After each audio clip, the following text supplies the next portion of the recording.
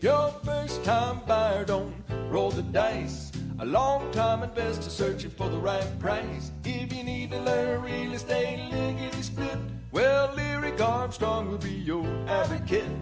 If anyone can help this, Lyric can, to keep your American dream in good hands. Oh yeah.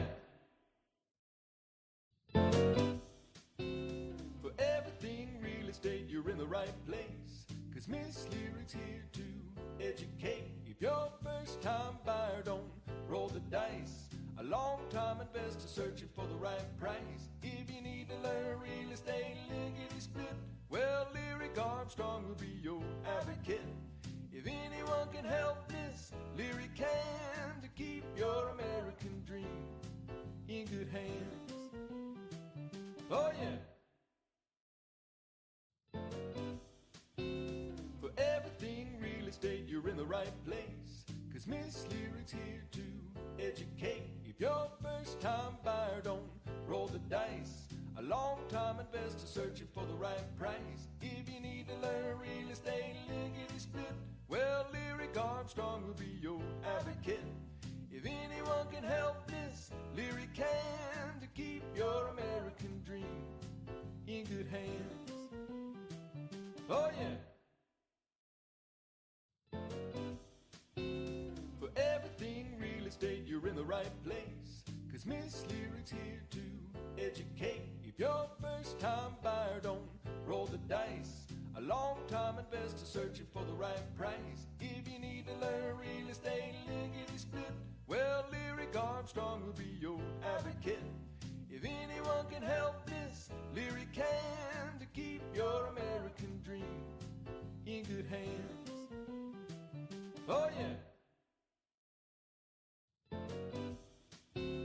For everything real estate, you're in the right place, 'cause Miss Lyric's here to educate. If you're a first-time buyer, don't roll the dice. A long-time investor searching for the right price. If you need to learn real estate lickety split, well, Lyric Armstrong will be your advocate.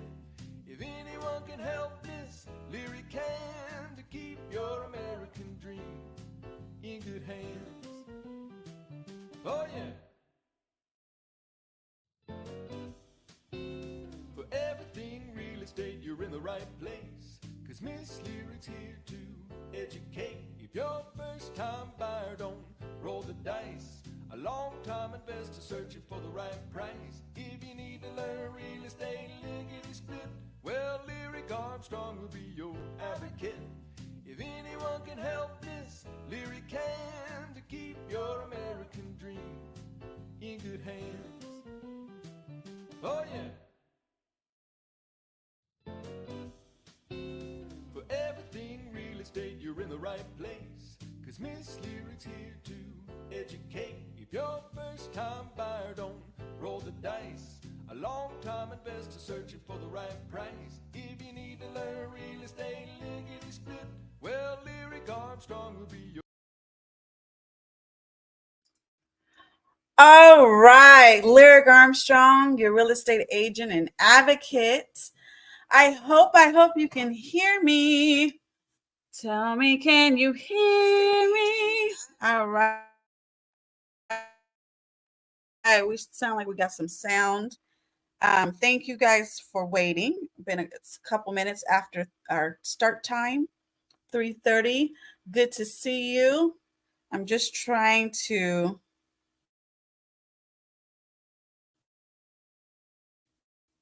on the back end that is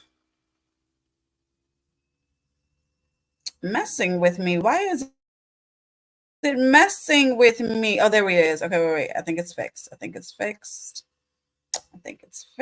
Are you fixed? There we go. We're fixed. Yes, we're doing things. Okay. I'm glad you are here. You know, we're about to get into it. Judge Middleton's court. And, you know, I'm excited because Meg is going to do lawyer things in action. We're going to see Meg in action. Okay. She's going to be working in action. So I'm excited.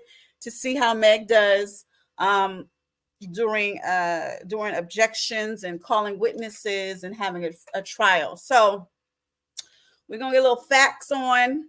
You know, we like to put our lip gloss on with our lightsaber. Thank you so much. Once again, shout out to Emily D. Baker and all the law nerds. Okay. My lips were dry. And law nerds, and of course, this is the collaboration between Emily D. Baker and Gerard Cosmetics. So all the best to them. Fabulous products. You can go to Gerard's Cosmetics and check out her products. Love the lightsaber lip gloss. That's the one I have. So okay, let's get into some interesting AITA for our icebreaker. This particular icebreaker,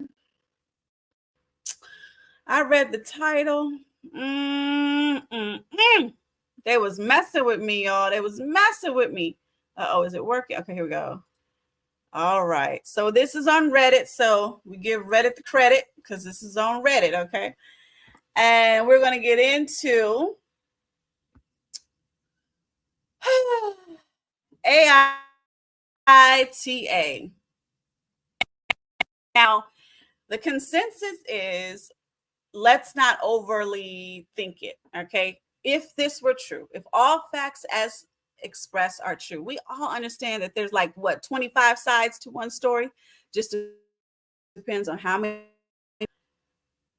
This AITA, am I the a-hole for telling my 30-year-old female? She's a 30-year-old female. Am I a-hole for telling my husband, who's 35, male, that I don't want to sell the house to save his dog?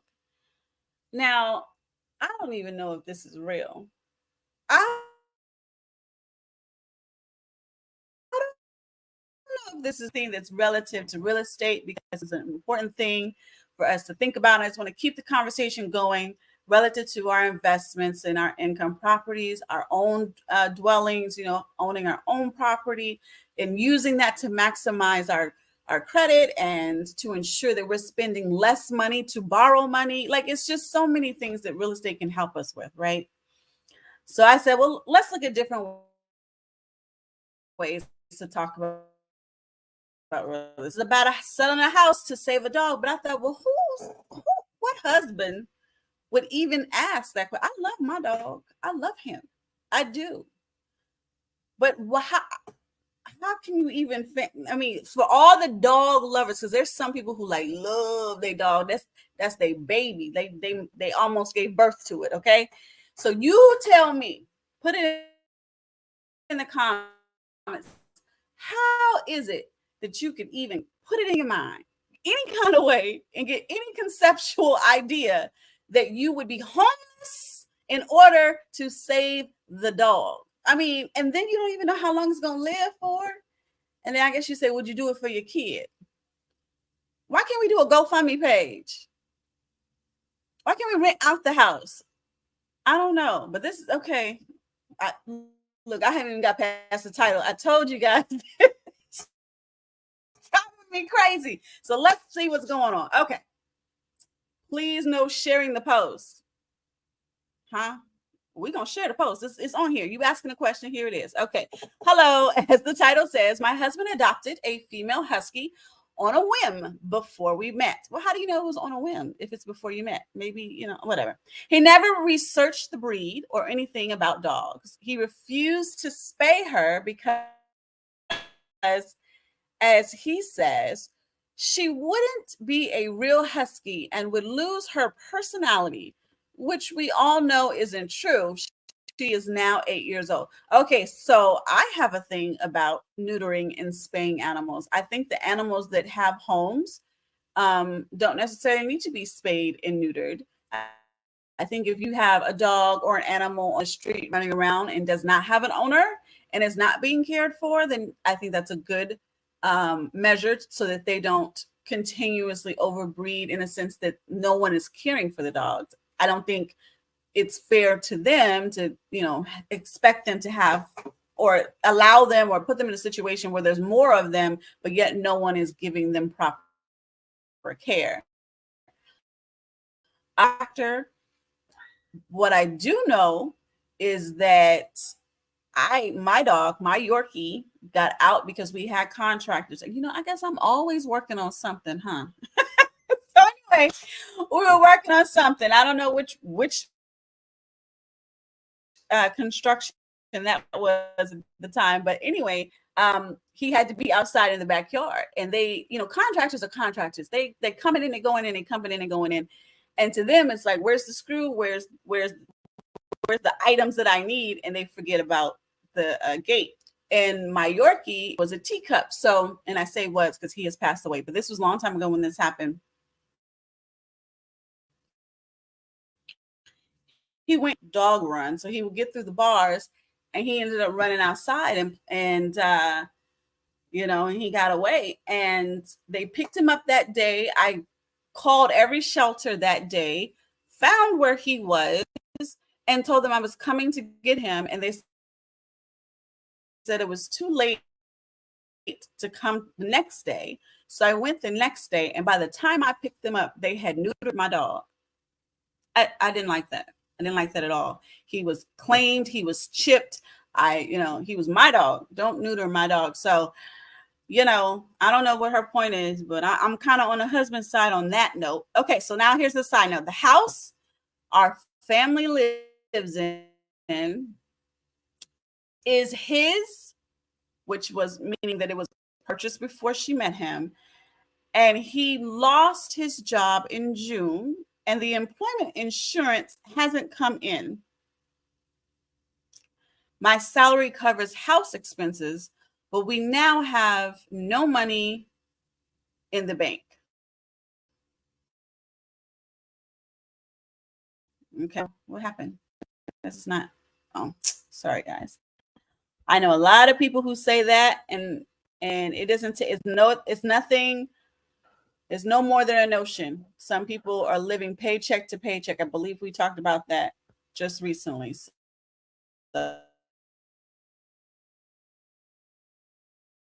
the rest of this. Oh, here it is. Okay, read more. Okay, we want to read more. Reddit. Reddit is moving slow for me. It's not. It got stuck. Can I look elsewhere for it? Should I wait?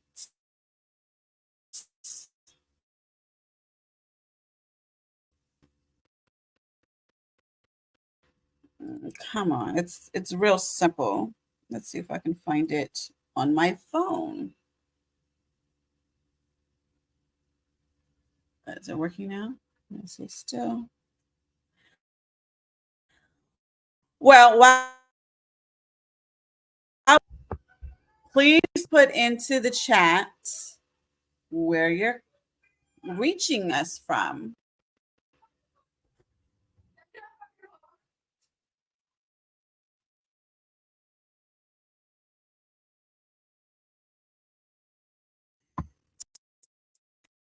TA. Okay, well, I'll tell you what is an AIT. You know what's the TA? You know the A is? It's AITA right now. AITA is being the A, okay? They are being it. Because it won't pull up now. What's going on, Reddit? Reddit wants us to read it, but we can't read it because it won't give it to us. Now I know to pull up the whole thing before we get on. Sorry, give me a second. We almost stand on the back and I can read it. And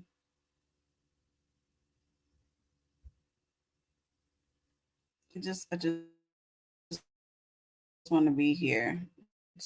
Is in your life, I feel like that a lot of times. It's just like it takes too much to do simple stuff. I just want to scroll. And now you want me to download Chrome or something. I don't know what they want me to do. No, don't send me notification. It's get me to my AITA question. Has anyone formed an opinion as of yet? Because I know I have. I know I have. I have my opinion. And now, of course, there's like 5,000 AITAs. Okay. Okay. Are you doing proper things? You like my intro? Hey, you like my intro? Hey. I'm so excited. I'm excited because I like hanging out with you guys, and I thank you guys. I get a lot of phone calls, and someone said I erased it by accident, but I wanted to tell you how much I liked this and that. I'm like, okay, it's okay. Um, but yeah, I really am enjoying hanging out and going through this process with you. Um, I haven't been feeling well and have had to slow down. You know, your body will tell you about yourself. It will tell you about yourself. And so I had to slow down, and changes in my life happened. And, you know, I'm okay. I don't want to get too much into all the things that are going on, but um, it's good. You know, God is good. It's good to be on this side of things. I'm getting into a better space while I heal and get ready um, for the next, next phase of what I have to go through. I keep that kind of quiet, even in my own family. My mom will say, "I didn't know this, and I didn't know that." And I'm like, "Well, I didn't tell you, but why didn't you tell me?" I don't want to burden people with the things that I go through, like in detail, because I know God is going to fix it. And truthfully, if if that's what if he the only one that can, versus uh trying to get, I can't understand what's wrong with this system. I keep getting to it, and then it keeps telling me to wait. Keeps telling me wait. But anyway, since he is the one, the provider, all of our needs, and he's the one that can like make miracles happen, kind of thing. I get into a situation where I don't want to involve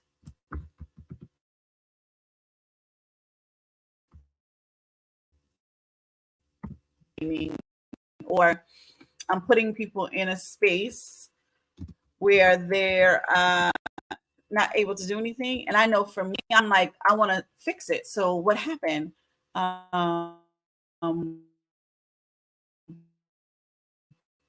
There's nothing a person can do to make it better.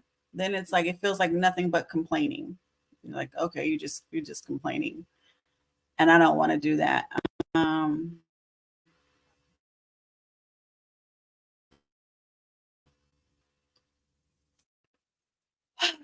it keeps taking me to where I want to go, but when it comes down to clicking the next button, it just says it's not responsive. So let's see if we can get the rest of that a little later. And we'll have to move on with the day because we didn't come together for the AITA pull up. I was excited for it. I thought how interesting that someone really thinks that, the dog, I don't know. But I don't want to waste the time. So we came together for Judge Middleton's court.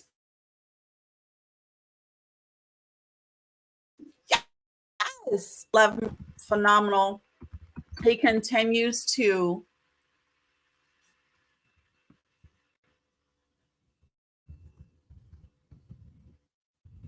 I'm sorry, he continues to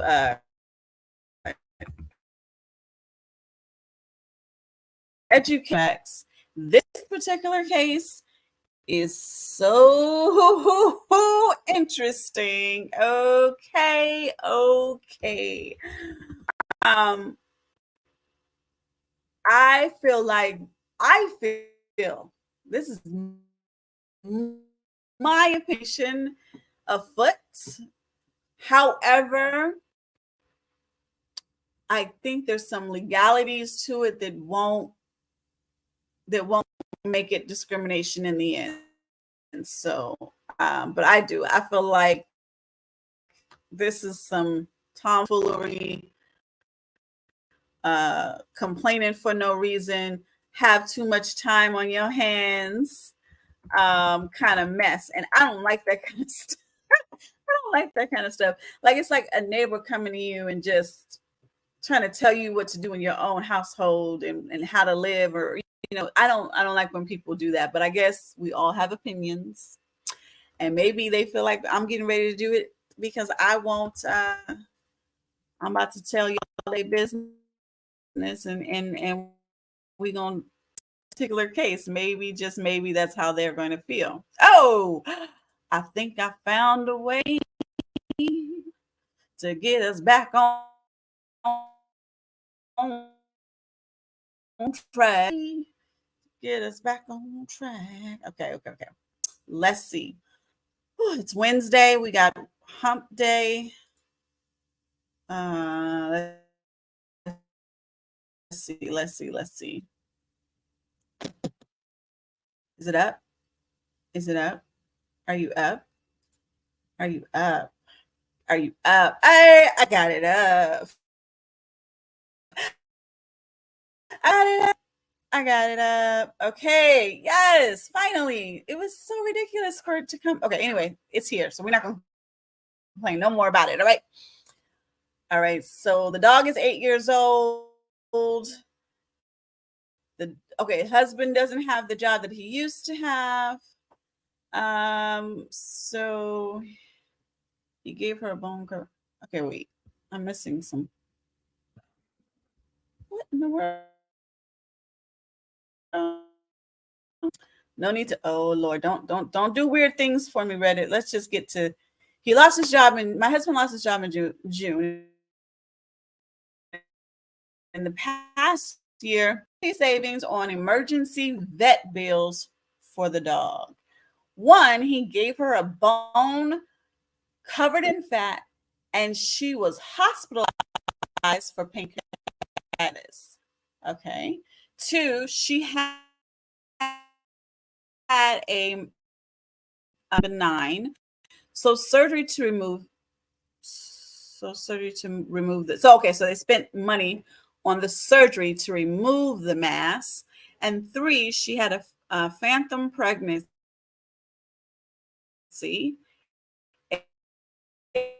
for test, where I finally convinced him to spay her. Then they had to spend money on the actual spaying. And now, 3 weeks after spaying, she has a large mass on another. Another teat. It's very bad. Vets say it's cancer. If we radical mastectomy, it would cost between $5,000 to $9,000. Then it would be chemo, which is 2 to 4 times a week. This would give us 2 months to 1 year with her, the average being 6 months. Okay, but your pet insurance doesn't cover any part of this. Like, this is major expense. I don't, this is where I just get into the part where I'm like, I don't know if I even believe that this is real. Okay, anyway. So since he's unemployed, multiple tumor removals, chemotherapy, etc., is to sell his car. I have my own, but that I use it every day for work. And then the house that our children, as we are married, and it is registered as a family residence. He says he refuses to let his dog die over a tumor. He has a very unhealthy attachment to his dog. She basically replaced his dad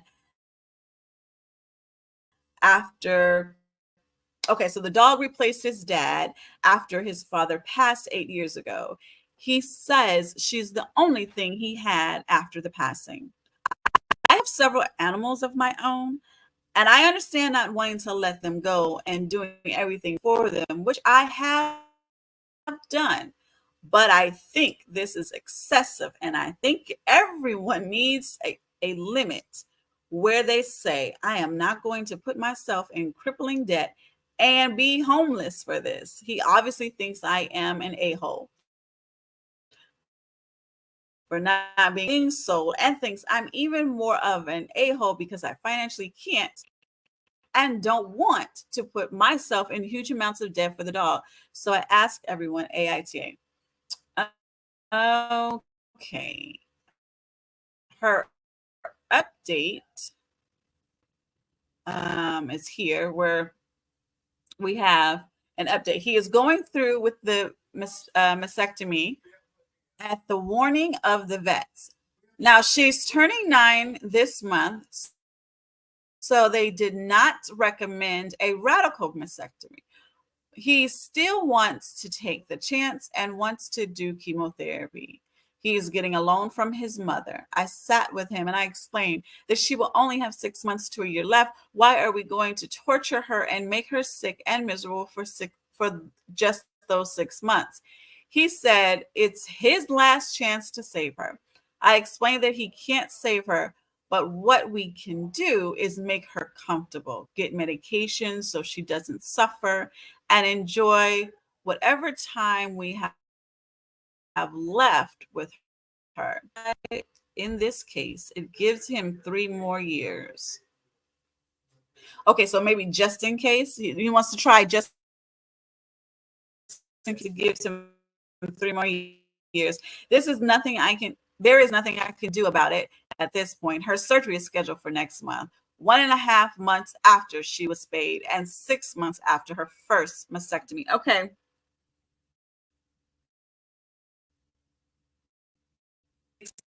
Feelings about this particular one, to be honest. Now, the title, I was with the wife all the way.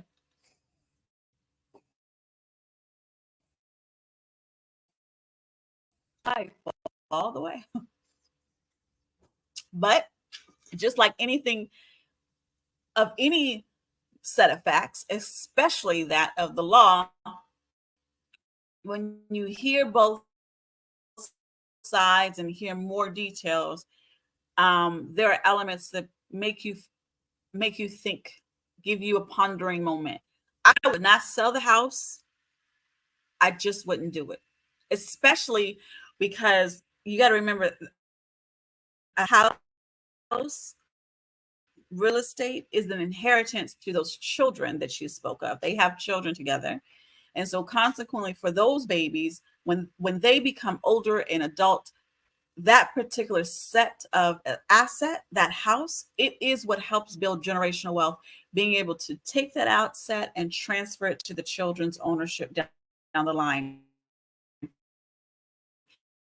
And they can just have regular tenants to help fund their life and keep them moving in an upright position, and to continuously help them to move and be able to be stable and secure during recessionary period, as well as inflation, right? Because all prices will go up at some point. So our children and our children's children need us to make decisions for them right now. They need us to invest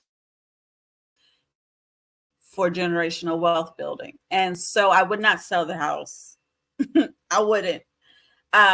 Not seeing the sensibility of doing so. However, him getting a loan from his mother to do it, I think is fine. And I think there is resentment. That's where I think is why she may still be upset. Like, she resents the fact you'll get a loan from your mother to help this particular dog who to prolong life by just a little bit of time, whereas you don't have a job. And I'm here covering the bills, and and we have bills as a family that I really need your financial support with. So I think that's more along the lines of her voice, and she should have that perspective and communicate that. I think that could be received better.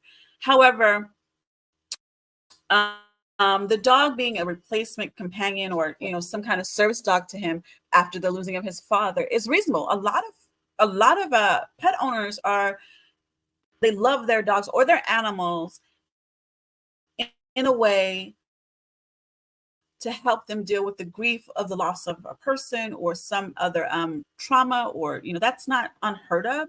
So I don't fault him for that. I just think that to never put your family in jeopardy, their well-being, their livelihood, and of course the wealth that can be generated through time, don't ever put that on the line to save the dog. I believe the element of getting the loan from the mother, who was probably going to give you good terms of paying it back and how long it takes to pay it back and all of that, I think that's a good solution. And I just believe that her resentment, the actual wife's resentment, is just she resents the fact that he'll take a loan out for that, but the other things are like food on the table, and the $8,000 of it is now depleted because of vet bills. And most of now, I want you guys to understand that is a privilege. I understand and I feel for this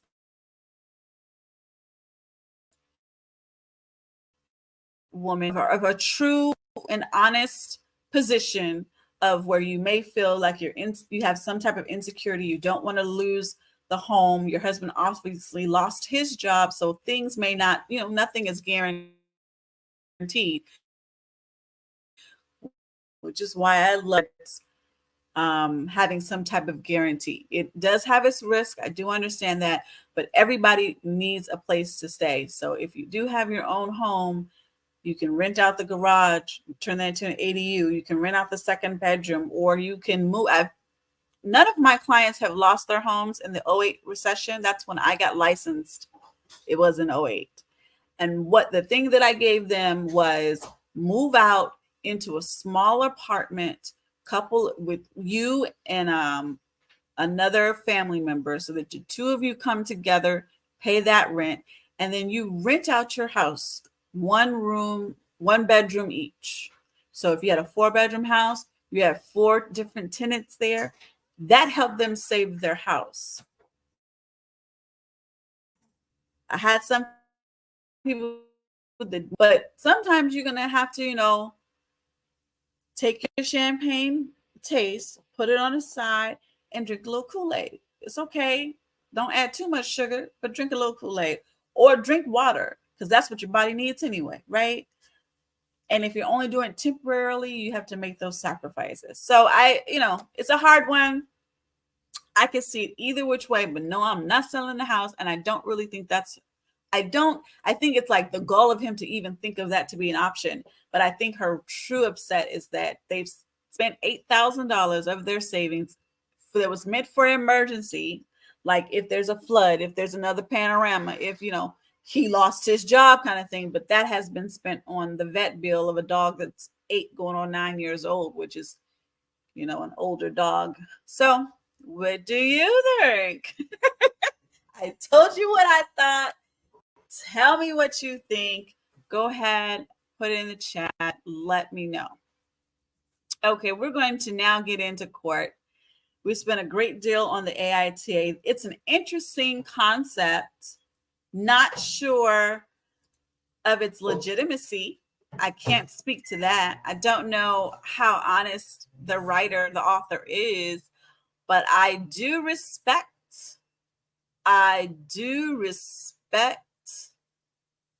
her position. I also understand the need for his position. So who knows who's right? But thank God it's not my problem. and me and my husband are not in that situation, you know, because that might just break up a happy home, something like that. Okay, let's see. We need to go to court. We're late for court. Judge Middleton, we are ready for court. We are here. We are here. All right.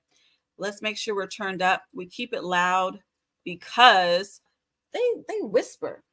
I don't know if y'all notice that. Sometimes they just be whispering in the background.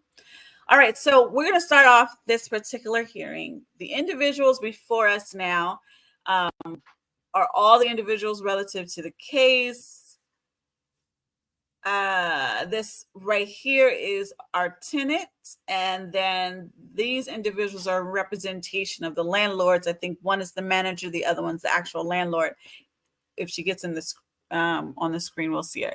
Meg right now is in fact in her office, but we'll have a hearing a little later, and we'll see her behind the podium, and we'll get into some in-court action. All right.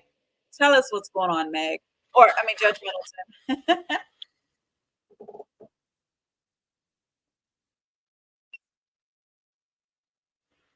Okay. Oh, I see. Okay. I'm sorry. I got your message. Something is doing something. How about now?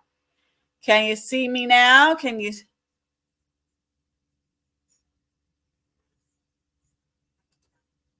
That should be visible, right? Okay. Yes, thumbs up. Okay, good. Okay. Let's press play.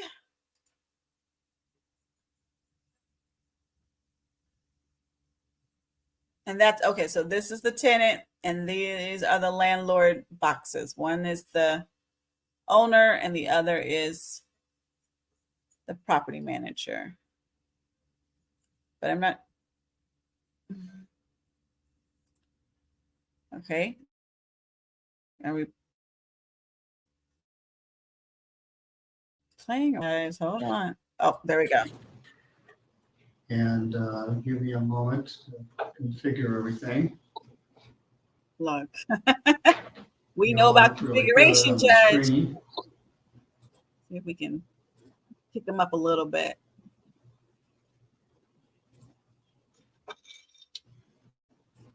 Uh-oh. Oh, don't hurt us now.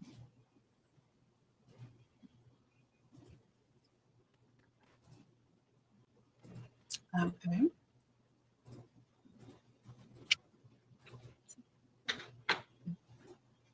He's trying to get on Reddit too. See.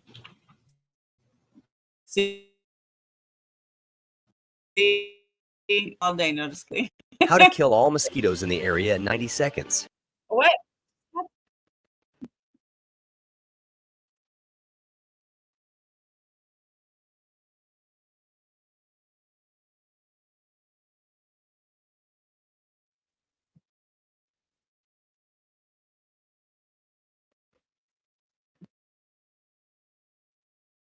Okay. Okay, back on the record.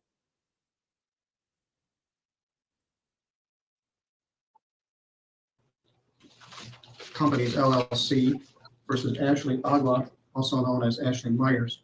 Mr. Lance Thornton is here for the plaintiff, and their manager and owner are here. And Ms. Meg Bauer from Legal Aid is here on behalf of the defendant, Ashley, who is present.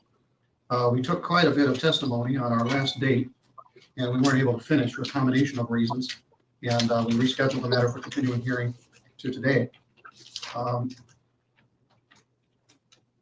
believe the plaintiff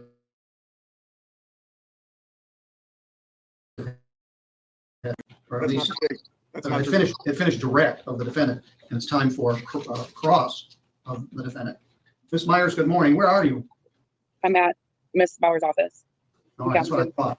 Sometime before you were born, I was an intern at Legal Aid in the summer of 1979 when I was a law student, and I organized that library that you're sitting in front of. It was a disaster. None of the pocket part, no one even knows what pocket part is, but that library was a mess. One of my jobs 40 plus years ago was to organize that. So people don't use books much anymore, but I've sat in that very spot where you're sitting, only it was about 40 years ago, more than that. At any rate, good morning to all, Ms. Bauer and Mr. Thornton. We had finished the direct under great stress, and we continue the matter today. Ms. Bauer, although she's your client, she was called by the plaintiff, so this is technically cross-examination. Are you prepared to proceed? Yes, Your Honor. Good morning. Good morning. All right, you may proceed. Ms. I'm going to swear you in once again. Would you raise your right hand? Do you swear or affirm any testimony you're about to give would be true to the best of your knowledge and belief? Yes. Now, I did organize those books. I did not organize the books behind Mr. Thornton. He's on his own with that. You know what a pocket part is. Believe it or not, I've used the pocket part since starting legal aid. Okay. But because they were so well organized, I knew exactly where to find it. Okay, Ms. Myers, go ahead. Okay. Good morning, Ms. Agua. To try to pick up where we left off from, I had asked you about your children. So will you remind the court who your children are? Yes, Josiah, who was 2, Jaden, who was 7, and Ava, who was 9. Okay. And one of your children has oppositional defiance disorder. Is that correct? Yes. I believe you mentioned that in your response. Jaden. Correct? Mhm. Jaden. Okay. And does he have an official diagnosis of oppositional defiance disorder? Your Yes. Honor, if I could just have my objection to the relevancy of all this continue. All right. And what is it? Well, can you articulate, Mr. Thornton? Well, you did last time. I guess I won't waste the court's time. Okay. When you living with a child with oppositional defiance disorder creates additional noise, is that correct? Yes. And you have a duty to your. Is that correct? Yes. And is there a concern when you have a child with oppositional defiance disorder that the safety of your other children becomes an increasing concern if he's having an episode? Yes. Does that create additional noise? Yes. Could that noise include you speaking to your children? Yes.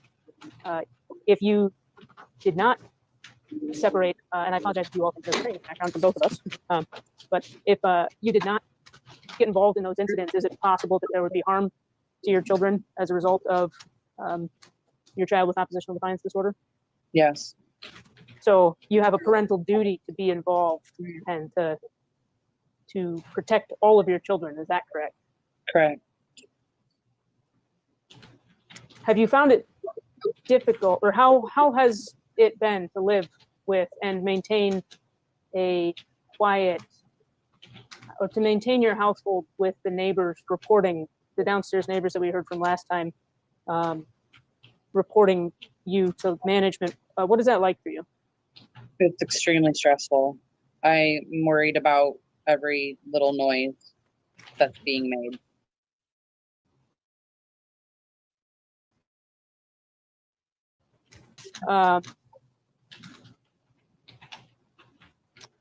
Have you, do you have? Can I stop you for just a moment? Yes, Your Honor.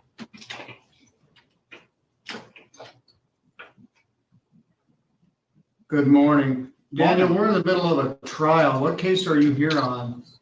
How do you say that? ROEHM.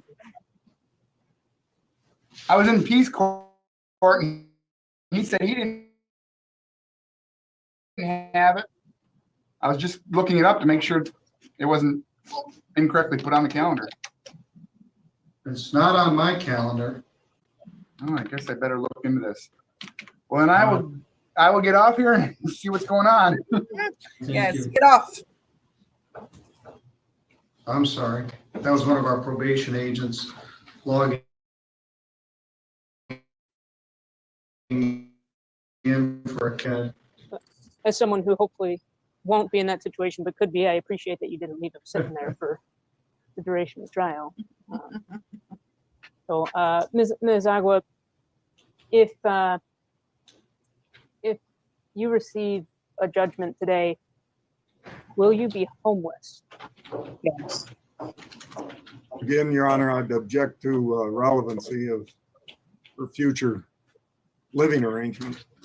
Wow. All right, think I'll allow the that- answer is arguably not relevant to the fact that they wish to terminate her tenancy.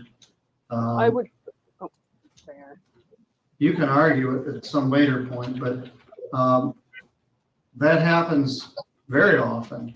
I'll just leave it at that. But yeah, whether it's relevant to whether there's sufficient facts to terminate her tenancy, it's not.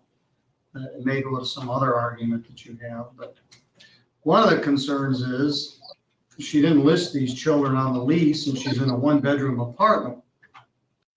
The best way to get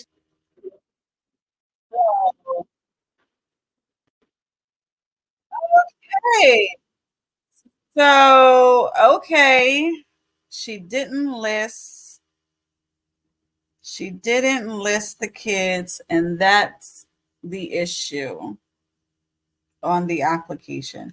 And that's where I said I figured there's going to be legal grounds, there's legality to it, but honestly, it was very discriminatory in my eyes about, you know, the whole she has kids thing. It was, she has kids and her kids are, they're outside, like one of the kid is a teen, and then they're watching their siblings, and then that's not good enough.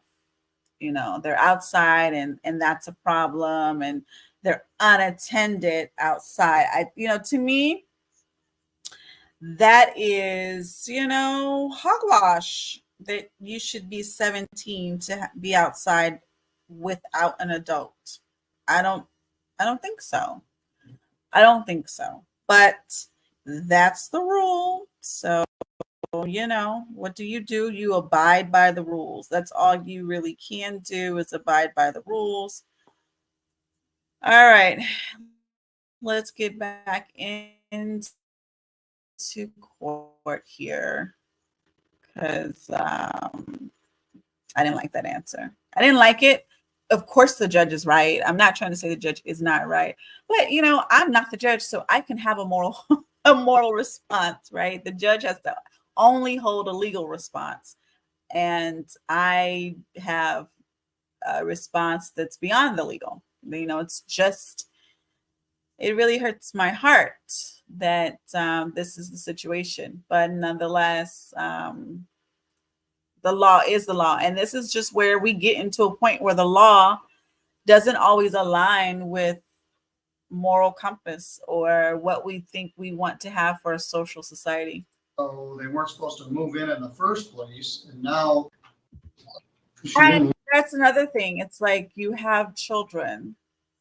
Not sure why they wouldn't. I think the reasoning was because the children, like one or two of the children, were living with the other spouse, the ex that's no longer in her life and her new husband's life. And then consequently, that was not, there was a trauma or, something that transpired that the kids need to come live with them. And so they weren't on the original lease. But I just feel like they didn't kick them out right away because they had kids.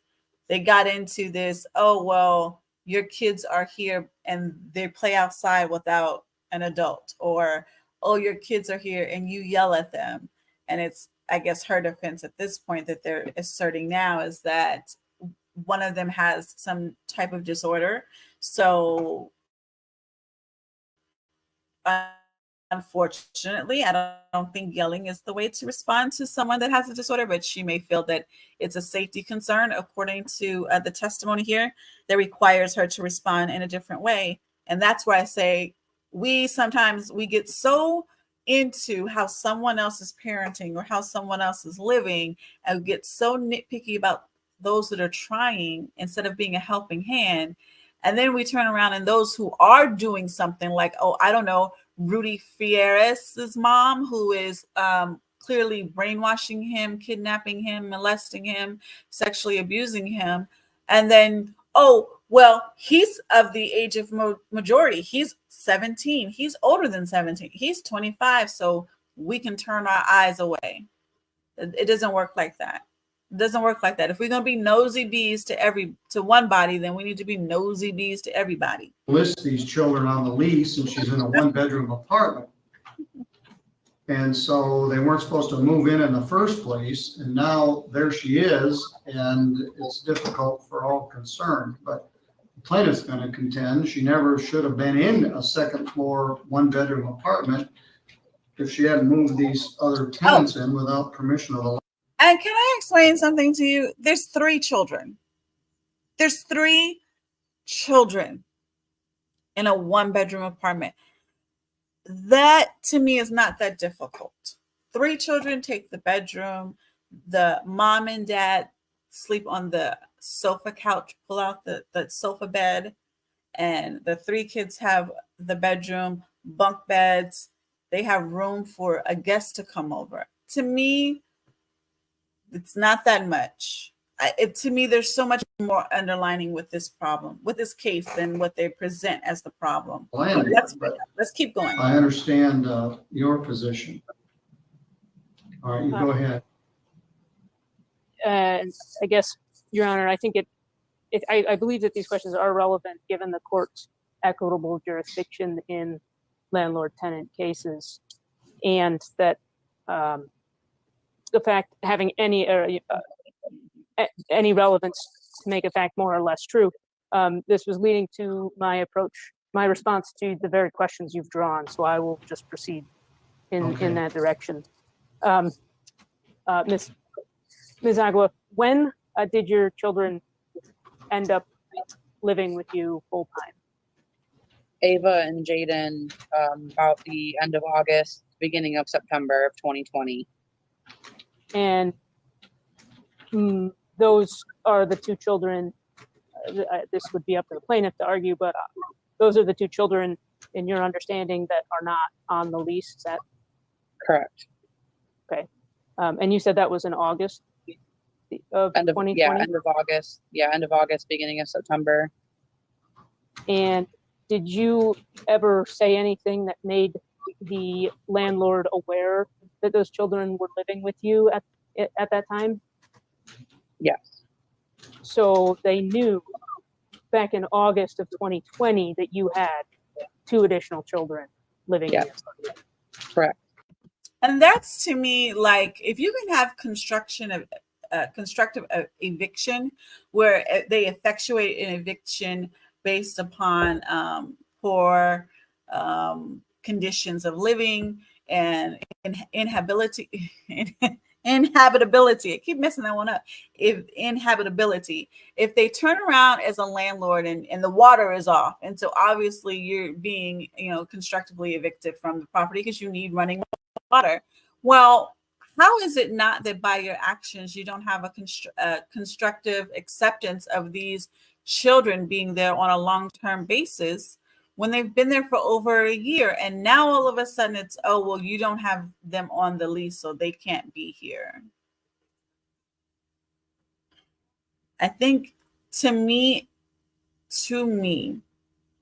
it does not sound like an environment that is respectful of individuals having children beyond a certain number, or children that have more excitement and energy than the other child who's more domiciled. I think it's unfair and unfortunate that a child that has a disorder is being picked on, and his disability seems to be everybody else's problem, but nobody is surrounding to be a solution.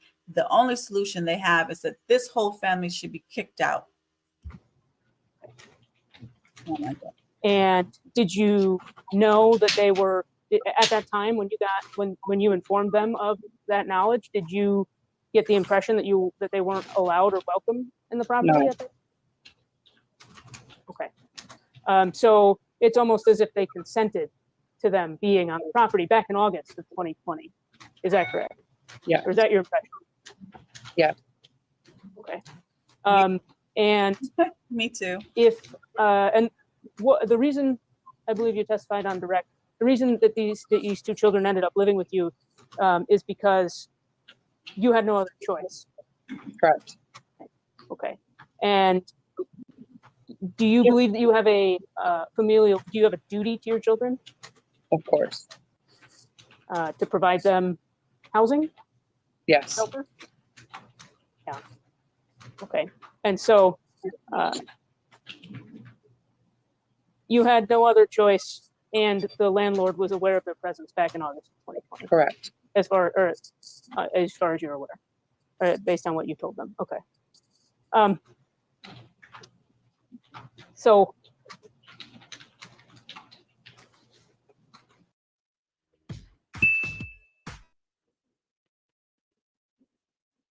Okay.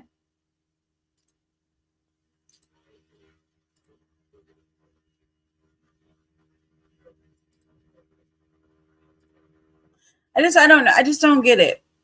I really just don't get it. I mean, yes, she has a responsibility. So let's look at the legal side of that too, because I have a lot of empathy for her, and that's probably showing through a little more than necessary. But so you hear how I feel. One is, if you accepted the children over a year ago in their existence, and you accepted them over the last few months in their existence, now to gripe about it is as if to bring forth new drama for like inapplicable reasons. And I do understand that there were times throughout the tenure of time, the tenancy itself, that there were little things that would come up, such as the kids left their bike in the hallway. And what kind of neighbors call the manager, the property manager, to complain about the tenant's kid leaving the bike in the hallway? Are you not just, you're walking by their door, right? Knock, knock, knock, knock, knock. Hi, Miss Myers. So sorry to bother you. Can you please have the kids keep the items over or within your apartment or whatever, because I can't get past, or it's obscuring the, where I'm trying to get to. It's messing up with my walk. Whatever. I don't know if they had a wheelchair or whatever. I don't know what was the reasoning, other than it was in the way, right? And the reason why I'm perturbed by that is because on my street, now I have 5 children. We have a 4-bedroom home. I have 5 children with a 4-bedroom home. And on my street, I will get up the next day every now and again, and I can see my child's bike or their skateboard or their scooter thing right in front of someone else's house, three houses down. And I'm like, clean up you can't leave your stuff out, and I'm reprimanding them for doing so, because they have done something that was improper. It's on the sidewalk. It's in the way. It's unfair to the people who live there. And by golly, clean your mess and put it away. So I respect that position. But I also, because we have an HOA, I would not call I'm sorry. My neighbors have not called the HOA to say, hey, the Armstrong household, they keep leaving their bike or their scooter in front of my house, and it's a problem. And to me, that's just like ridiculous. It's absolutely ridiculous. If it was an issue, they would just come knock on my door. Lyric, the bike is down there. You want to get the bike, or here's the bike. The kids left it out. Da, da, da. I've had my kids leave their soccer ball on my neighbor's yard. I'm like, what in the world, child? Don't do that. So that's just over the years. We've lived here 14 years, 15 years. So we've been here a while in this house. Basically, almost all my children have grown up in this house. There's only just been a short time that we lived in a townhouse before we moved here. So all that to say, I think the neighbors that are calling the property management company are just being difficult. So I'm upset that this is the case. It's not because she didn't pay her rent. She has 3 children in a 1-bedroom apartment. That to me is not a lot of people, but just, I don't know what the square footage is. So maybe it's a lot of people, but sometimes you got to come together and you say it takes a village to do this, and we need to come together, and the community needs to have, each other's back and watch out for one another. And But then when it comes down to it, God forbid this woman and her family live in a 1-bedroom apartment. Okay, so you want to pay for them to have a 2-bedroom apartment since you have great, large, bright ideas. Now, if they are causing a major congestion and causing creatures and pests to come because they're not, neighborly and cleaning, that's an argument I can accept, that you're saying there's too many in one apartment, it's causing this particular outcome. But to say it's too many in the apartment, and I get other tenants complaining about kids making noise and bikes in the walkway. Okay, move the bike. Truthfully, if it were me and I couldn't get past, and I done told you 3 or 4 times, I'd take the bike and chuck it over there, and you'd be trying to look for it to be in the bushes somewhere. Okay, you can't do that. You can't do that. That's not legal. That's just me. Don't do that. Don't do that. You'll get in trouble. Okay, and the other thing is, though, she should have gotten the clearance from the front office. Yes, she should have added them as occupants and expressed in a formalized way, because we talk about this. When you have a lease agreement, it is a written document. When you have a written contract, the amendment to a written contract is only through writing. You cannot just have a verbal communication. And a lot of times you call the management company, and the management company they don't have any issue. They don't express that that's a problem. And so you feel like, hey, we're all good. There should be no problems. No one should have an issue with this.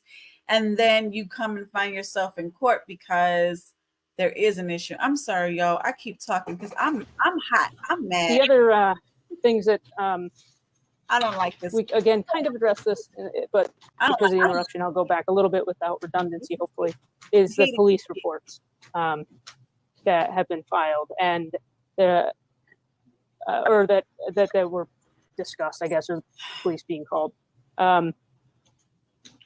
Were any arrests ever made as a result of any of the police interactions at your apartment? No. Were any charges ever filed against anyone as a result of activity that happened? No. When they call for noise complaint, you know what they do? They go knock on the door and tell them to cut it down, turn it down, cut it out. And what do? Oh, sorry, officer. Yes, turn that down. Okay, you guys cut it out. Why is this coming up in court? Oh, they had the cops call. Oh, kids are kids. Let kids be kids, for the love of God. It's so much time as an adult. We only are kids up until, I don't know, right now, I guess everybody grown at the age of 14, 15, or 16, depending on, who you talk to and what state you're in and what they want you to be able to do at these young ages. But let's just say the majority is 21. You get 21 years of your life. And I'm being graceful. I'm giving you extra because you have the age of 18 where you're liable for all of your actions. You get 21 years of your life to be silly, to have fun, to laugh, to enjoy yourself, to be a child without cares in the world. And that is only under certain circumstances. For most children these days, they have to go get grown and have, get a job, go get an apartment, have responsibilities. So at the age of 18, they're typically, running on their own, right? You have 40 years, that's until you're 61. 50 years, that's until you're 71. 60 years, 81 years old. If you live long enough to be 81 years old, you have 60 years of adulthood. Stop expecting children to be adults. I have a major pet peeve about that, especially the lady that was like, oh, in California, the council, I think she was a council member, one of the head council members, and she said that it was a problem for the foster guy or the adoptive parent to allow the child to run around and, you know, and live free and foot loose and be a kid because he was a black child, and you need to train him and teach him to be a black child versus a white child, because only white children should have the privilege of having freedom and enjoyment of their childhood, in her opinion. So she ended up, you know, not staying in office, of course, and people stepping out and you know, renouncing her. But, you know, and thankfully, and this lady is white, so I assume her children are white. I don't know. They might be mixed. I don't know what her husband or, you know, what the father of her children look like. But even if it's not racial, it's just that judgmental aspect the community does when a child is running and laughing and enjoying themselves. How dare you take childhood away from children? That's where it belongs. Then you wonder why you have Never Never Land, because you don't let children be children. Did you feel that did you ever call law enforcement out of a need to protect your safety? Yes. I'm so mad. So I gotta calm down. is it your impression that you would be allowed to call law enforcement to protect your safety? Yes. I hope so.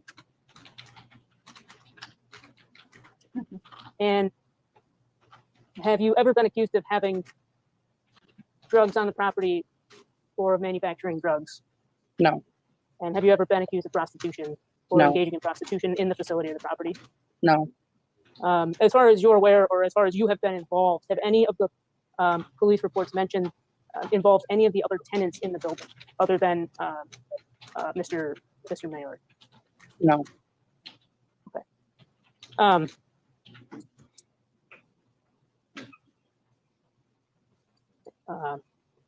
Come on, Meg. Are your just to step backwards for just a minute? Are your children sublessees of you? Because paragraph 10, which is cited in the complaint as a reason for termination, or as what you violated, says that you're not allowed to have any sublessees in the apartment. Thank you, Meg. Sublessees. Oh, I don't know. People who pay rent in addition to you. These are your children. They're not even like your illegitimate cousins' children that just came to hang out and stayed forever. These are her actual children. Do you have anyone subleasing from you? So much. No. It's so ridiculous. Are your children sublessees? No. Okay. And how many people are living in the apartment right now?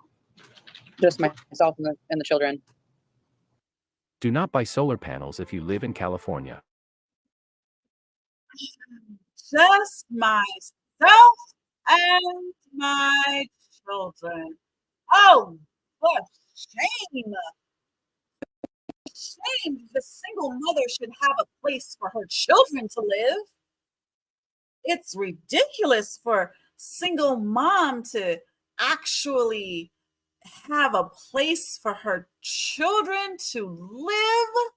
Say it isn't so, Meg. That oh my goodness, what has the There are world? not two adults in the household. Not anymore. Okay. Wait, So there are not two adults in the household. Just myself and the children. So there are not two adults in the household. oh, two Not adults. anymore. Well, not two adults. And why is that there are no longer two adults in the household?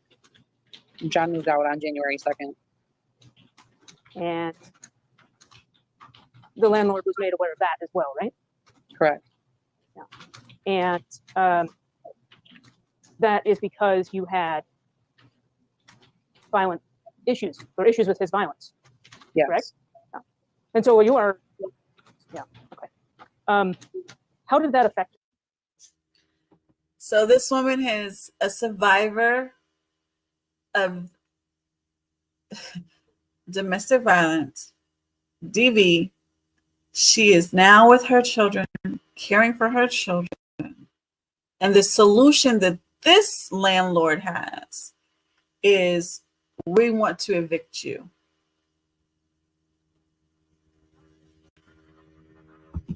I should say, did that and it's not for money. drastic change It's not. have an effect. It's okay. So I want you guys to remember this person misspelled the landlord, but it's landlord tenant termination of tenancy. This is not an eviction for lack of payments. On your, I haven't heard anything about lack Yes. of payment. can you The elaborate? kids and January was just a stressful month with that being the start of everything.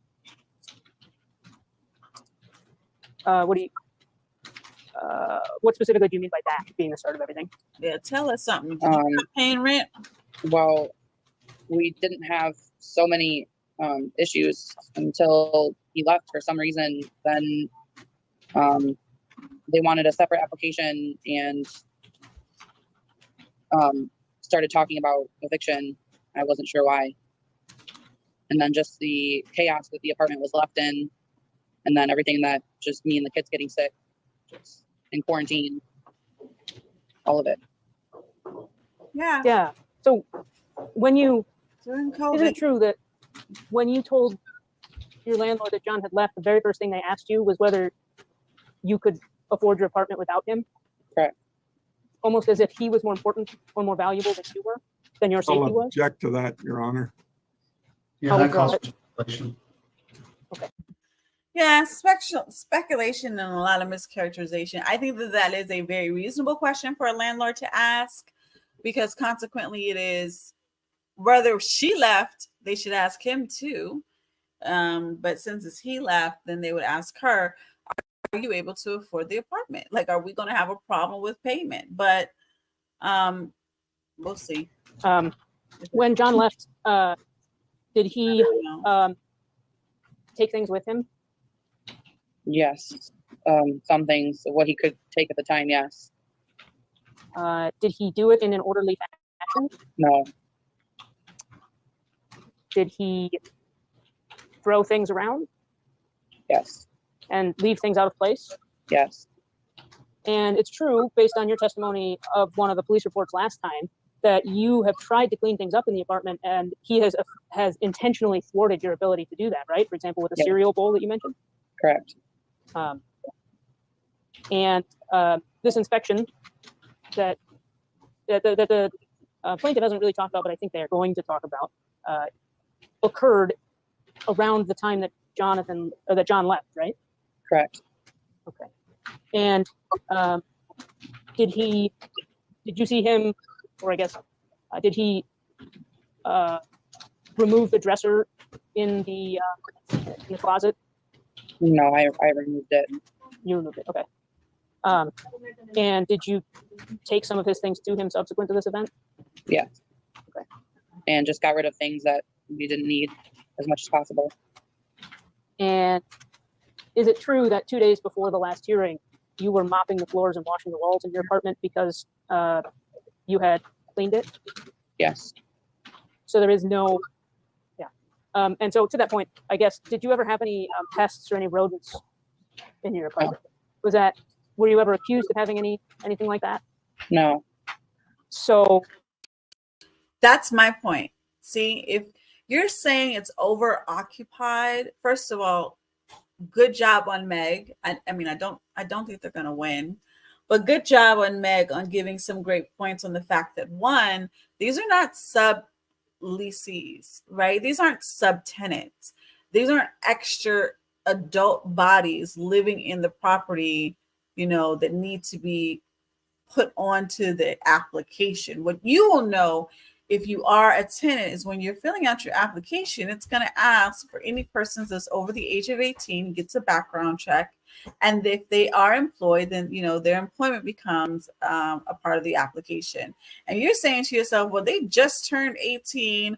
They are, really a kid in my eyes. They're getting ready to go to college. They're still on my insurance. By God, why are you asking them for their social and making them financially responsible for something such as the rent when I am the breadwinner or I am the head of household and I'm the one that is caring for my child who just happens to be the age of 18, 19 years old, very young adult, not really ready for real life, in my opinion. By law, they have the right to ask. By law, they have to be on the actual lease because they are of the majority age. So for my state of California, it's 18. There are I think it's the state of Texas or something that might be 17. So there's different ages that are the age of the majority. So it depends on your state. But by the law, that's the responsibility of the tenant to inform the landlord. Those who turn 18 or become 18 or become the age of majority, they get signed up as a tenant. And when you have children, they're occupants. They're not paying rent. They're not responsible for the pay of rent. When you're of the age of majority, you become responsible for the rent in part, so that in the sense that if your mother or father falters and you're the age of majority, you're on as a tenant, then it's like it's going to be on your credit that you faltered, that you were late or you didn't make the payment or whatever, and you're like, I don't have nothing to do with that. It sucks that way. So Meg has done well. She has looked at the fact that the tenants that are there, I mean, not the tenants, the occupants that are there are children. They're not tenants, they're not subtenants. And then consequently, there's no complaint about rodents or any type of pest. So they're being 3 children living in this apartment with their mother is not an overpopulated circumstance that it's in fact affecting every other tenant apartment in the area, because they're not attracting or bringing on any extra elements that are nefarious or unwanted. So I like the fact that she's getting into it, because it makes a difference to me, in my opinion, and how I see this. Maybe it does for you. I doubt it does for Judge Middleton. Have you ever been informed of a problem because they're arising from your maintenance and of lease the is a contract? Not prior to that, no. Okay, yeah, okay. Or what? Not prior to. Arising from your maintenance of the. Have you ever been informed of a problem arising from your maintenance of the home? Not prior to that, no. I think that's when her husband Okay, yeah, moved out. that's- Now okay. she's been told about these problems. Okay, and when we heard from the Beers, Mr. and Mrs. Beers, last time, they live below you, right? Correct. Did you have issues with noise reports before they moved in? No. Um, How to escape the heat if you. So she's the senior tenant. She's the senior tenant, and the new tenants got the audacity, the gall to come and complain about noise. You know, that's why they have Leisure World. That's why they have those who oh, thank you. This is my daughter. She says she loves me. I love you too, Boogie Woogie. Exactly. Thank you so much. Appreciate it for you guys as feedback, and people are in agreement. Thank you very much. But so that's why they have Leisure World, because the older you get, sounds they're different. They're different. They're louder. They're more annoying. You know, children can be more annoying, you know, to older individuals, because children are loud and expressive and boisterous, and that's their thing. But that doesn't mean that you, as a landlord, as a management company, should say, okay, tenant who's been here for a while, I have new tenants in my area, I mean, beneath you, who find it too loud. It sounds like, you know, there should be a different solution than just kicking her out, in my opinion. I'm not the judge. You know, I just got my little bitty opinion. are you able to hear them? Yes. Can you tell me about that? You Or can teleport hear about that? them. Yeah, mostly it's just Mrs. Beers yelling at Mr. Beers, I would assume, through the floor. Yeah. Is that at all times of the day? Or does that include when your children are sleeping or trying to sleep? Yeah, sometimes at night around 10 o'clock, 10:30. So is it safe to say that, or I guess, how have you felt about the beers living below you? Stressed. For what reason?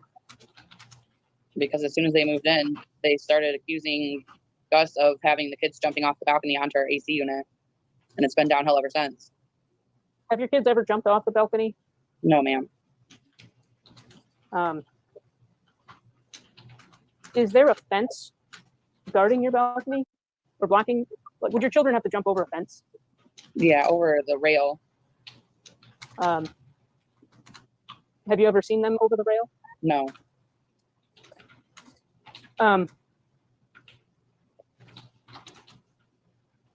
So you said that you started having issues after the Beers moved in, after Mr. and Mrs. Beers moved in. That's correct. Have you reported to the landlord any other noise issues in your building? Yeah. Are you aware that, or to your knowledge, or have they ever told you that they've addressed those issues? No. Can you tell me about the noise issues? Yeah, the two people who live across from me play loud music at night. The man next to me is very loud with his voice. And Okay, so maybe this retaliatory, complaining tenants back and forth. That's what it sounds like to me. And okay, landlord, sounds like we don't have good insulation in our apartments. We get too much sound bouncing from one apartment to the next. Mrs. Beers with her yelling underneath me. My opinion, I don't know. So there's a lot of other noise in your apartment, not just children. Correct. Of course there is. Of course there And is. is it hard to raise your children around that noise? Do you feel that management has treated you differently? Yes. Good. Let's talk more about that, Meg, because like I said, I think it's discrimination. That's just me. Come on, Meg. How does she feel that she's been treated differently? In what way? That's the question. And I needed that question to be asked. In what way is it different between? so I'll just conclude by making sure that I understand that your issues arose primarily after the Beers moved in and after John left. And did not. We on facts. And you did not have any issues with management prior to that. No, ma'am. Your Honor, I will, I think, suspend my cross-examination, but reserve the opportunity, the potential to recall Ms. Myers as a rebuttal witness at the end of plaintiff's case in chief, if that's permissible. All right. We'll see where we go if there's anything to rebut. Mr. Thornton, do you have any other questions for Ms. Myers? I do not, Your Honor. I have a couple. Really? Ms. Myers, Yeah. you Yes, said, Your Honor. well, sometime this winter, I wasn't clear, I think February, you caught a carpool to Chattanooga. When was that? Yes, Your Honor. I left on January 27th and came back the following Monday. January 27th was a Wednesday, I believe. Wednesday, and you came back February 1st. Yes. What did you do with the children? The children were with my grandmother and my mom. Where do they live? My grandma lives in Berrien Springs and my mom lives in St. Joe. So pray tell, do we have false reporting that her children were there making a whole bunch of ruckus and they weren't even in town? Come on now. What did you do with the cats while you were gone? They were at my mom's as well. No, I'm not down for cats. That's just me. I'm a dog lover. All right. Does that raise questions for anyone else? It does not, Your Honor. Your Honor, can I just ask Ms. Myers to elaborate on the purpose of going to Chattanooga? So Listen, I guess there's a good reason to know why. I don't know why there's a good reason to know why, but Meg wants us to know why. So Meg, get it on the record. Tell us about it. Why did she have to go to Chattanooga? I don't know what it is. I don't know if it's relevant. Okay, I wasn't.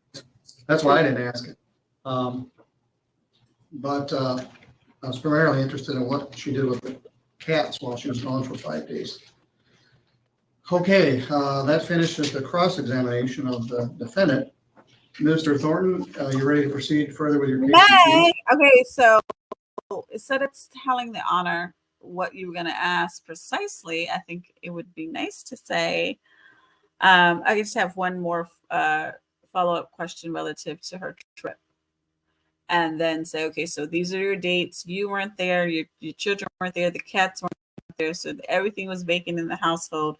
Was there a particular reason why you had to go to this trip? Because you guys didn't go together. The kids didn't go with you.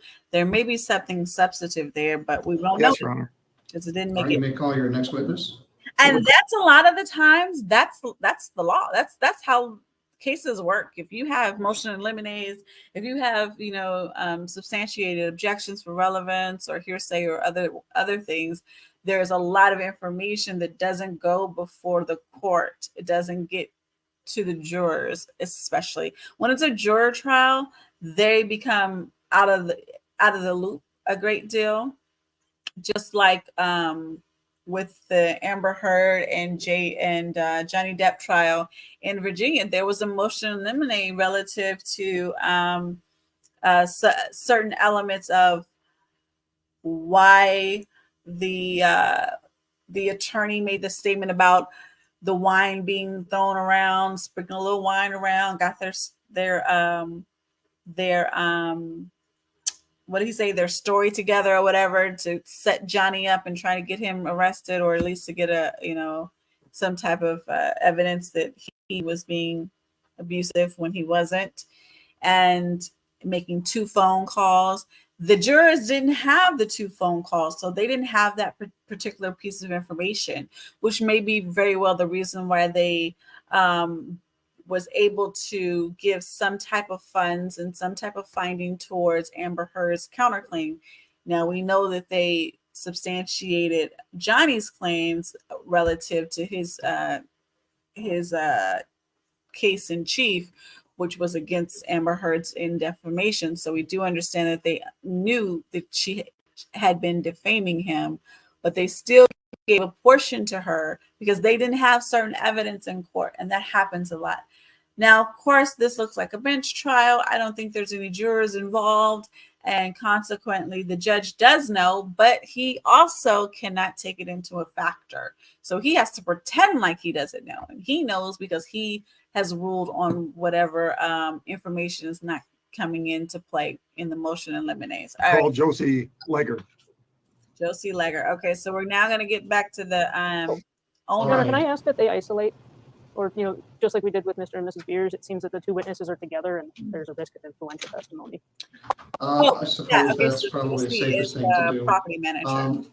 Josie, we'll leave you there. Trish, if you would go to another room while she's testifying. Yeah, another room. Yes, Your Honor.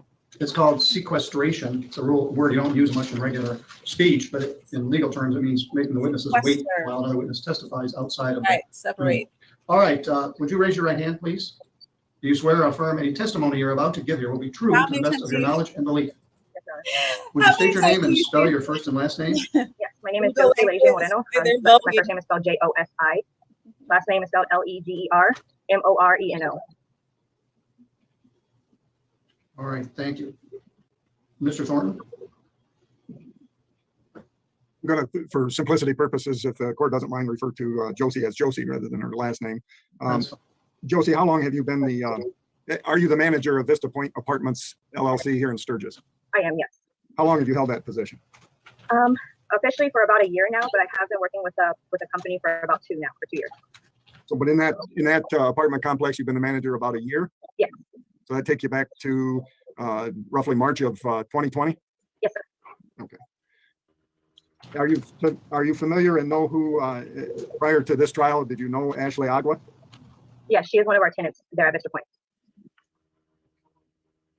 Can you, the apartment complex has a lease with Ms. Agua, is that correct? Yes, her and Jonathan Mailer. Okay. Is that lease the lease that has been submitted with the court and was attached to the complaint dated May 1 of 2020? Yes, sir. When was that? It was obviously dated May 1 of 2020. Your Honor, can I object to leading questions because Mr. Thornton is on direct?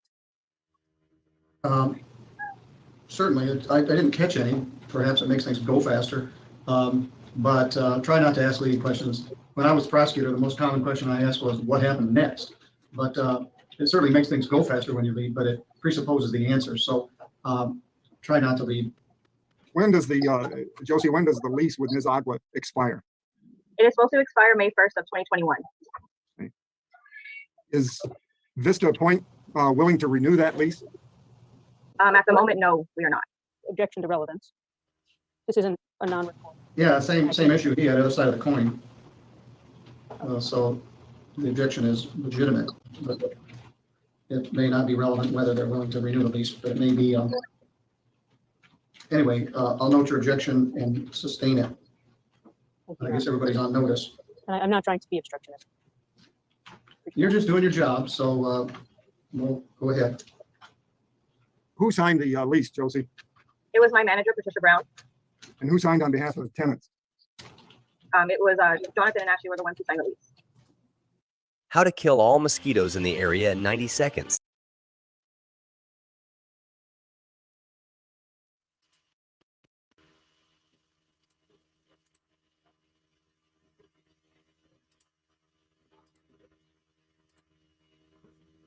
Learn something new every day. Don't worry, guys. I'm going to do it. How many people were expected to occupy the apartment?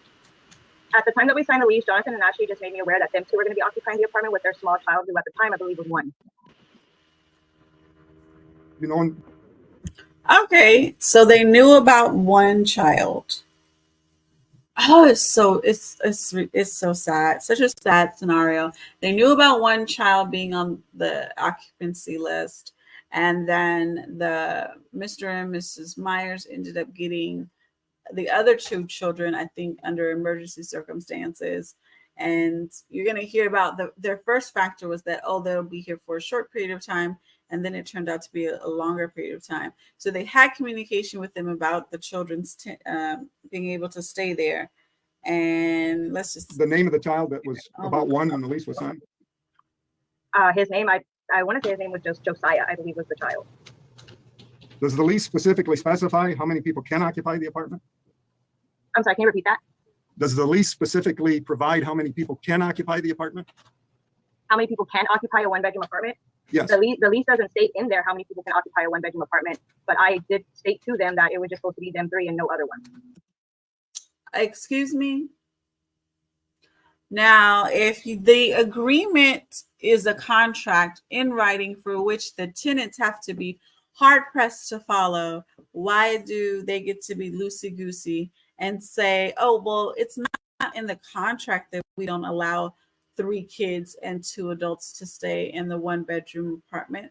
It's not in the contract that we don't allow 3 kids and 1 adult to stay in the apartment.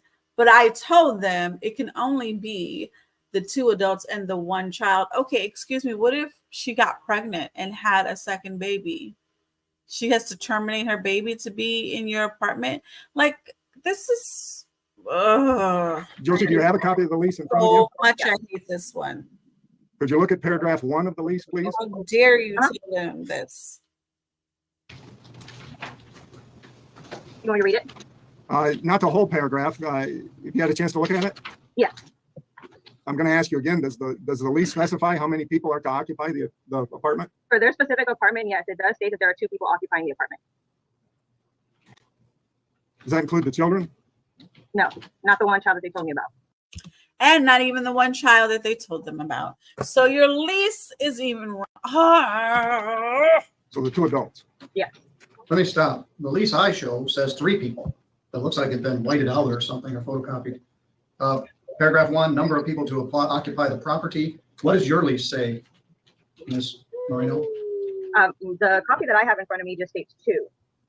Copy that I have states 3, but it looks like it was whited out or something and written over. And the copy I have, Your Honor, that was submitted with the complaint, obviously, which is why you have it, it does state 3. That is the copy of the lease that I am working from as well. Yeah, you got the same we do. So I don't know. At some point it was altered, apparently.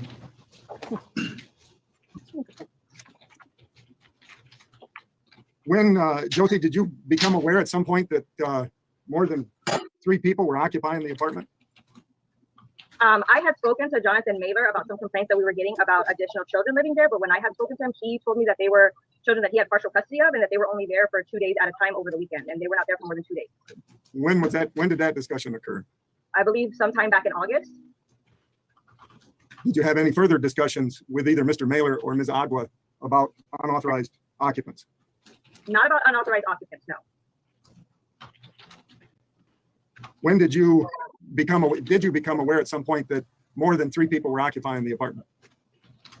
Yes, later on down the line, maybe about a month or 2 later, when the complaint we started to get a lot more complaints about it. One time I was on the property, I had seen the children. I had contacted Jonathan again, he did not answer. And then that's when Ashley had contacted me. She did say that the other 2 children were living there, but she told me that she thought Jonathan had made me aware of it. And I had explained to her that he never informed me of these other kids living there full time, that I was told about it, that they were only there over the weekend for 2 days at the very most. Do you recall when that discussion with Ms. Agua occurred? I wouldn't know the exact date. I would say maybe sometime around Where's your call log, Madam Professional Property Manager? October.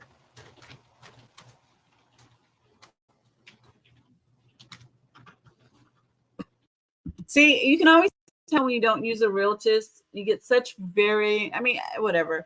There are just people out there that have a different process of being professional business individuals. And I just believe that it's odd to me that a property manager does not have a call log or a memo to these very material facts of conversation. It's not the conversation that they walked by you and said, "Hey, how are you doing? How are you enjoying life?" And oh yeah, I got a cold the other day, but I'm doing well, thank you. That's not the type of call log or memo to file that I'm talking about. I'm talking about you end up seeing your tenant and there you have more children around or whatever have you. And you're trying to figure out, where did all the children come from? Are they just hanging out for the weekend, or do they live there? And you get one day he tells you one thing, and then you can go back and say the next day, well, last time I talked to him a week ago, he said there was only a couple of weeks. You're coming to court and you don't have a call log of that. You don't have a memo to file of that. You mean to tell? So what if he would have told you he lost his job? Would you put that in the file? Would you memorize that memo? Memorialize. Would you memorialize that? Would you put that in the file that he lost his job? Because that's material, that's concerning. He may not be able to afford to live there anymore. But no, you're going off the top of your head for how many apartments are in this one building? Come on. For a year ago? A conversation a year ago? Have you personally witnessed that wasn't important enough for you to write a note to file to? It wasn't that important. So why is it so important that you can remember it from then to now? Ms. Agua's other 2 children around the apartment complex? I have seen them around the apartment complex several different times. They're usually outside playing. I've even seen them sometimes walk from the 1015 building over to the park that's behind the Meadow apartment. Did Ms. Agua ever request to you to add those additional children as allowed occupants on the lease? No, sir. And I did state to her and Jonathan that with the 1 bedroom that they are in right now, that they could not have 3 children plus them 2 living in the apartment. I did tell them both. When did you do that? Probably around October, the time that I had spoken to her. And whatever happened after you told them that? She told me that they were going to say that they had nowhere else to go, and that was the end of that. I did tell her that if we found out that they were continuing to live there, then we would have to proceed on with court.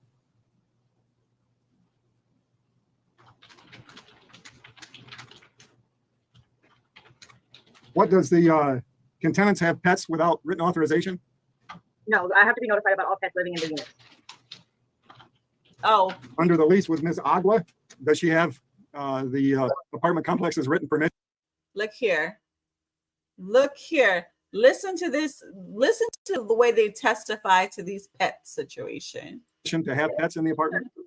No, Yeah. we were not aware of any pets in the apartment at the time of the lease, and we were not made aware of any pets afterwards. Even after we have been in contact with both her and Jonathan multiple times, they never told me anything about a pet. Which would include never asking for authorization to have the pets. Yes, sir. So we can assume the apartment complex has never granted authorization for pets to stay in this apartment with Ms. Agua. Asked and answered. Well, I guess it was a leading Well, question. but he asked if she, I'll accept the answer. Yeah, all right. I am Mastar, a Poor Meg. Poor Meg. I get the impression that she's not feeling well. So she kind of fumbles a little bit, but she does a pretty good job nonetheless, but just poor Meg. I'm like, asked and answer. She's like, oh, wait, no, it's leading. Yes. It's okay. It's okay. We're here with you, Meg. We're rooting for you, girl.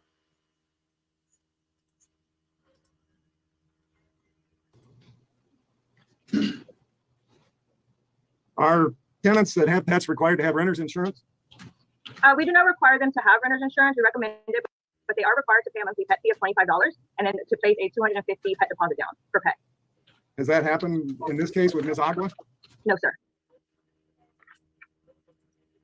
They are not required to have pet insurance. Is that what she said? Let's make sure. In this I wanna case, hear this. And then to place a $250 pet deposit down. Renter's insurance, we recommend. Tenants that have pets required to have renter's insurance?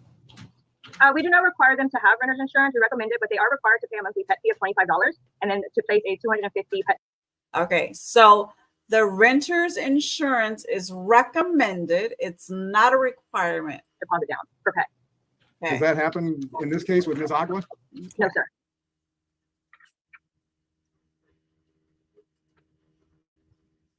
Your Honor, before we get too far away from that lease, I would, it was attached to the complaint, but I'd move for admission with the lease as evidence in this case. Since we're all operating on the same lease, I'll accept it, but we're going to use the 3 occupants lease rather than 2. Is that acceptable, Ms. Bauer? Yes, Your Honor. All right, the lease is admitted as plaintiff's exhibit number 1.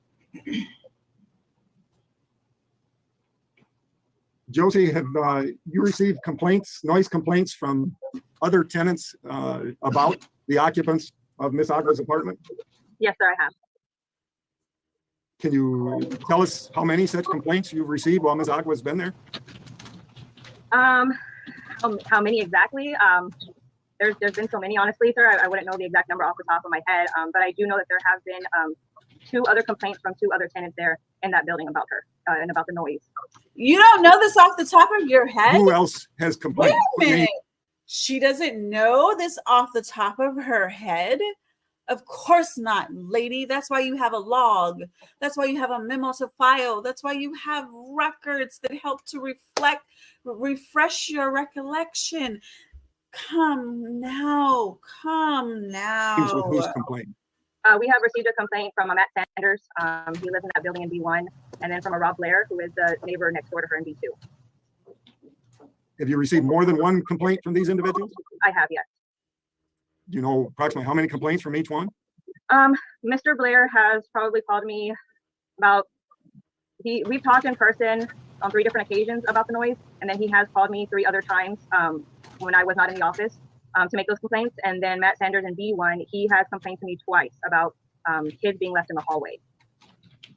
And have Mr. and Mrs. Beers that testified previously, have they contacted you about noise complaints? Yes. How many times have they contacted you about noise complaints? They have probably contacted me probably well over a dozen times, just because they do live directly underneath her, so they can hear the majority of the noise. Okay, so where's Have you received noise complaints from Ms. Agua?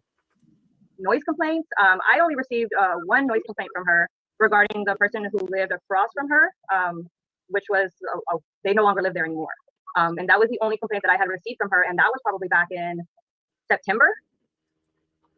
Well, they must have three apartments, because she knows when the one and only complaint was, who was against, and it was a noise complaint. She has very good recollection off the top of her head. Unfortunately, she can't give you the details of anything. She didn't have anyone write down a formalized complaint, but okay, we're going to evict this lady with kids because it's noisy. So they said at some point in time. Is this during the time of day that you're allowed to be noisy? Does Michigan have a noise ordinance? I think that those particular things don't play for this scenario because this is a landlord tenant. So the landlord truthfully and honestly can just say, based upon the factors of the rest of the apartment unit not getting along well. I've had several complaints. These are the issues of the complaints, the fact that you're out of compliance with the lease, with the extra cats and the extra children, though I don't find that lease to be, I think that lease is a little discriminatory, in my opinion. I don't think you should be able to tell a person how many children they're allowed to have. I just don't. I mean, it's not China, right? So we don't live there where they have had to mandate their population control, correct? But this professional property management individual, I think she's a manager, or maybe she's an assistant manager, but they don't have the records of anything. So I don't even. To me, this is like objection hearsay. Like, what are we talking about? How are you testifying to people across the way who no longer live there, and you don't even have a record to substantiate what you're claiming? And I did address it, and after that, she's never complained to me about anything before. How and when did you address it in relationship to when you received the complaint from Ms. Agua? Well, she had brought up the complaint to me because we were speaking on previously about something else, and she had brought it up to me. So I told her I would take care of it, and I did address the tenant who lives across from them and just asked for them to turn down their music, which they, from my understanding, they did. And after that, we never had any issues after that. Have you personally witnessed loud noises or disturbances coming from the Agua apartment? There have been 2 or 3 times when I have gone into the building and have heard her shouting before. During those instances, I've always tried to knock on her door and just ask her, to keep it down. Can you give us some approximate dates on when those were, how far apart, or when they occurred? Exact date, I wouldn't know the exact dates off the top of my head. No. I know the most recent one was not due to a noise complaint. The most recent one was probably about 3 or 4 weeks ago. You know everything off the top of your head because you have no records. You don't write anything down. Your memory is superb. How could you not know this? What was her response? She slammed the door in my face, and then I proceeded to hear her scream at her children because I had knocked on the door and she was upset at them. Oh, so here we go. So okay, you're complaining because you got a call from another tenant that the kids are too loud and they did something that they weren't supposed to do. And so you're complaining to the tenant about it. And she turns around as a mother and, reprimands her children for doing something they weren't supposed to do, or something that you as the property management have a problem with. And now she's yelling at her kids. Oh God, oh, how dare she? Oh, how dare she reprimand her kids? Well, I guess what? Don't knock on her door. Don't complain. And then she won't reprimand them, right? Like, which way do you want it? Do you want to actually eat this cake that you have baked, or you just want to look at it? Ridiculous. Oh, I'm so Have you personally witnessed any confrontations, either verbally or physically, between Ms. Agua and other tenants? To be free and flexible and creative was a really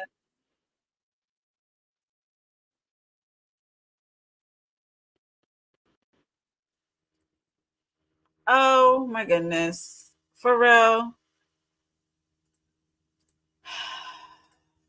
Yeah, you know what they're arguing about?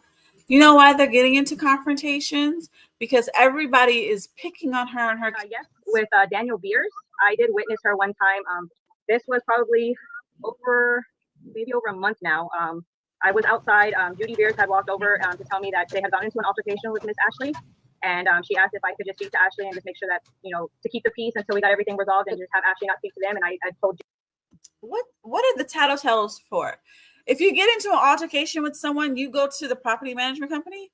You do know that they are not the individuals there to protect and serve. The individuals who are in your community that is bound by the oath of protection and service of your community, those individuals are called the police. You call the police, you fill out an incident report, you get witnesses and official documentation to show that you've had altercation or some kind of kerfuffle. You don't run to the property management company over it. What is she going to do? She doesn't even write things down, so she's not going to take a record of it. Judy, not to speak to her as well and just to keep their distance. During that time that Judy had came out and spoke to me, Daniel, I believe, was outside of the building sitting on the chair. I want to say he was having a cigarette, I believe. She was taking out some trash, and on her way in, I glanced over there, and the next thing you know, I see her yelling at him. I'm not sure what was said exactly because I was too far away to hear. All I could see was that she was yelling at him.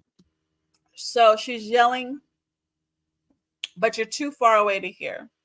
But she's yelling, but you're too far away from it. She is okay. That's it.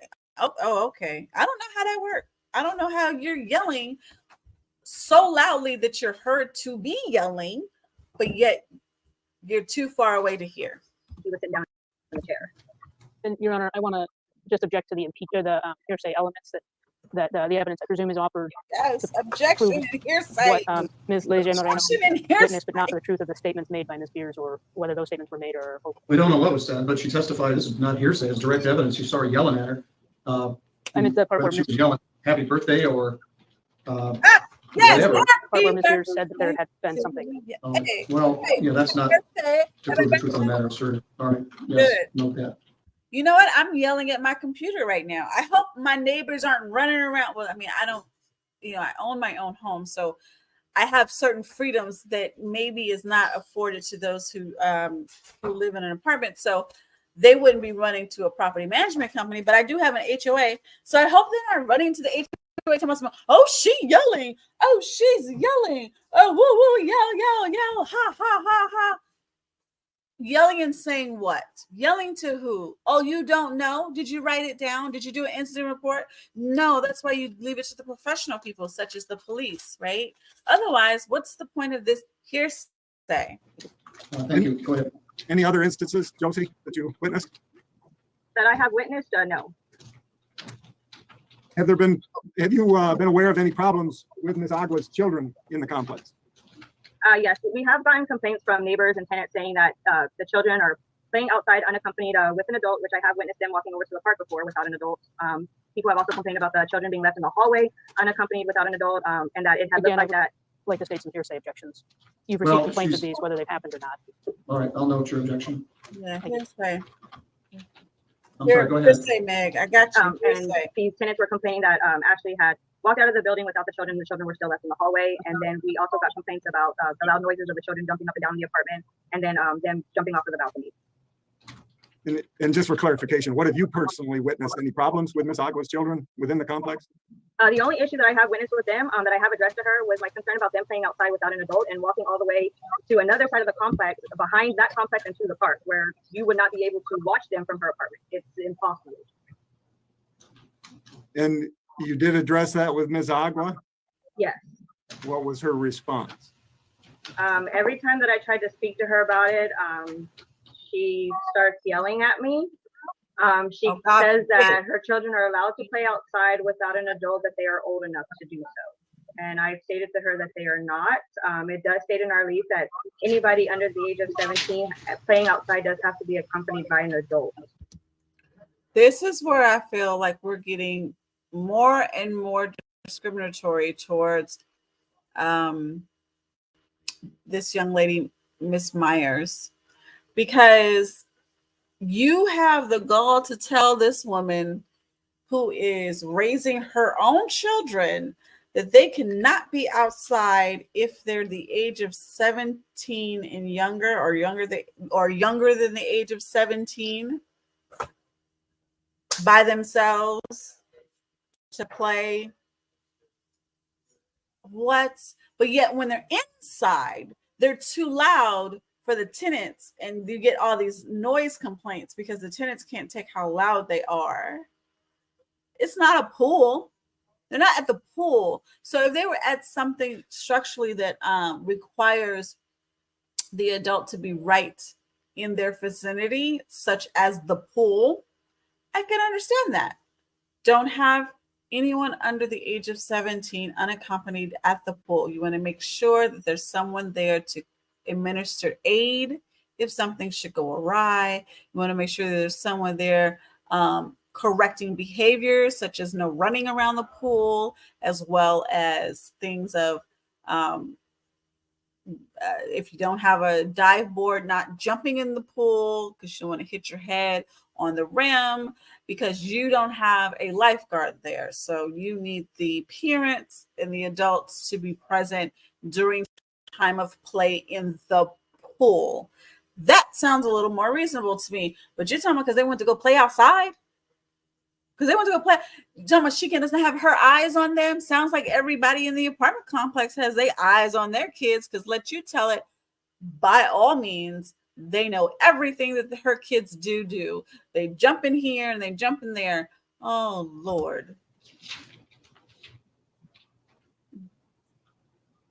What? Yeah, what? About how many, I guess, discussions have you had with Ms. Agua during her stay there at the apartment complex? Probably well over a dozen. It's been mainly through text messaging, just because every time I try to call her, she's not able to talk on the phone.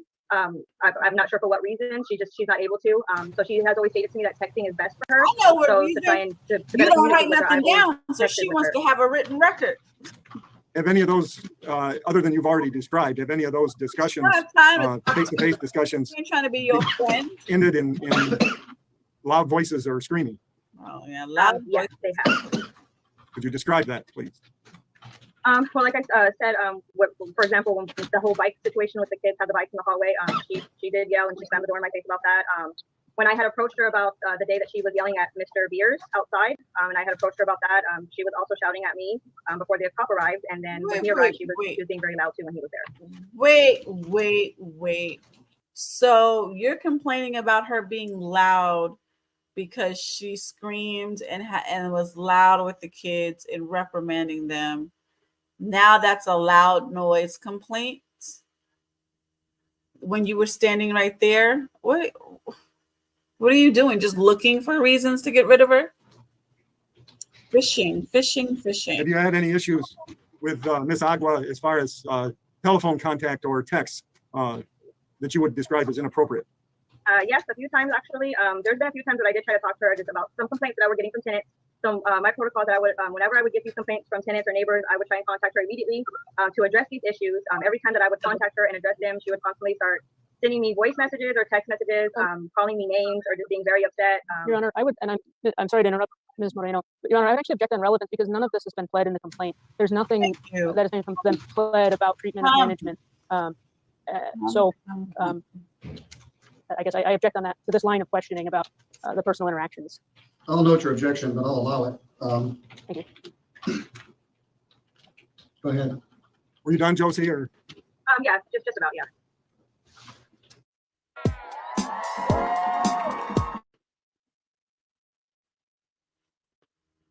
Gosh, such a hot topic. It was not this hot of a topic when I watched it before. And I got one particular disturbance, maybe three. One in the beginning, one in the middle, one in the end. But now they keep disturbing me.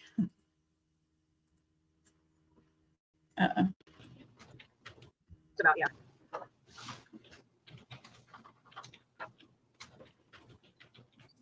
so, have you ever seen the police at Ms. Agua's apartment?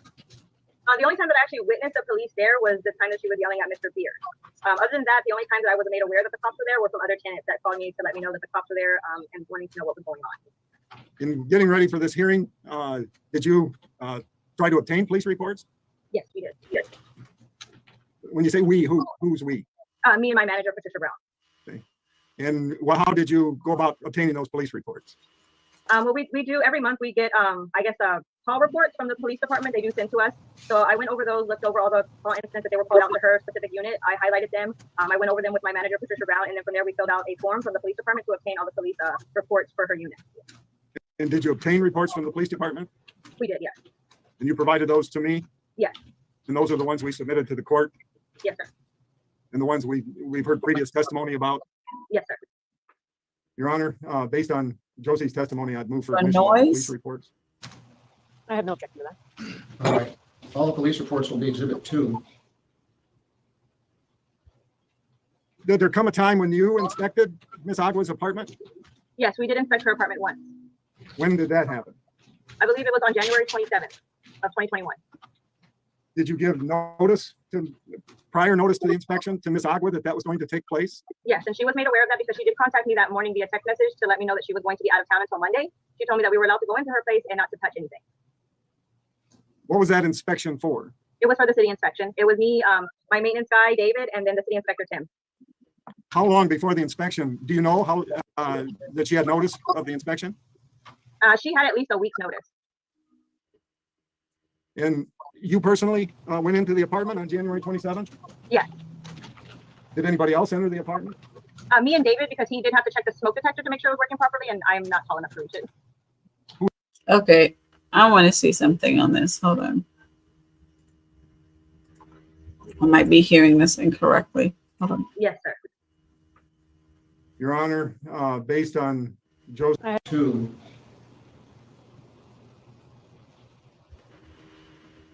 Did there come a time when you inspected Ms. Agua's apartment? Yes, we did inspect her apartment once. When did that happen? I believe it was on January 27th of 2021. Did you give prior notice to the inspection to Ms. Agua that was going to take place? Yes, and she was made aware of that because she did contact me that morning via text message to let me know that she was going to be out of town until Monday. She told me that we were allowed to go into her place and not to touch anything. So Monday, She told me that we were allowed to go into her place and not to touch anything. we were allowed to go into her. Okay, so you were allowed. I think, okay, I heard it where she said we were not allowed, but this says we were allowed. So I believe the closed caption is correct. So what's the problem? So you went into the place. What was that inspection for? It was for the city inspection. It was me, my maintenance guy, David, and then the city inspector, Tim. Okay. How long before the inspection? Do you know how that she had notice of the inspection? She had at least a week's notice. Okay. And you personally went into the apartment on January 27th? Yes. Did anybody else enter the apartment? Me and David, because he did have to check the smoke detector to make sure it was working properly, and I'm not tall enough to reach it. Why not? Wait. Who is there? Wait. She just said it was her, David, and the city inspector. So why didn't the city inspector enter the apartment? David. He is our maintenance guy. What's David's last name? Collins. Can you describe what you saw when you entered the apartment? Upon opening her apartment door, Tim, the city inspector, did stop and ask me if anybody was occupying the apartment because of the condition that. Okay. So there was a city inspector. Objection hearsay. Tim asked me, he asked you, the question was, what did you see? And you start responding what Tim told you or asked you. It looked, it was very messy. There was clothes, food, and trash everywhere. So it did not look like somebody was occupying it at the moment, but I did. Okay, so there's clothes and there's food. That don't look like somebody lived there. What that look like? I mean, it looked like somebody lives there in a mess. Looks like someone left their mess in their trash, right? So someone lives there, or does your food get up, walk away, and and go occupy somebody else's domain, or another building? Is that something that happens? Is that what that does? Does your clothes all of a sudden remember what it feels like to be on your body as you move and decide now it too wants to move on its own to go to someone else's domain or some other location? Because as far as I know, in order for clothes to be somewhere, that means some person put them there. So they would live I there. informed him that Do that. there was somebody occupying the apartment because she had just contacted me that morning to let me know that she was going to be out of town. So upon seeing the apartment, I did go. We went in there to make sure all the smoke detectors were working and to see if there was anything blocking her water heater in the closet of the master bedroom. That is part of the city inspection. The smoke detectors were working properly, but there were belongings in front of the heater. How to escape the heat if you don't have an air conditioner. Okay, so there were belongings in front of the heater because it's not okay, and that's not supposed to happen. There needs to be access. That's okay. I agree. There needs to be access, but I'm really trying to figure and then what? Get me there. Come on. Did you take any photos during your inspection? I did, yes, because of the condition that her apartment was in, and then we also saw cat litter boxes, and I was not aware that she had any animals in the apartment. Oh. And those photos were taken on January 27th during that inspection? Yes, sir. Did you take the photos? I did, yes, with our company phone. Are those the photos that you provided to my office Yes, sir. and that I in turn provided to the court? Yes, sir.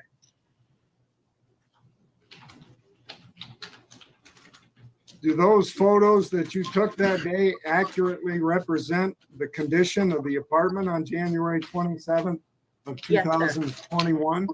Yes, sir. I want to see these photos.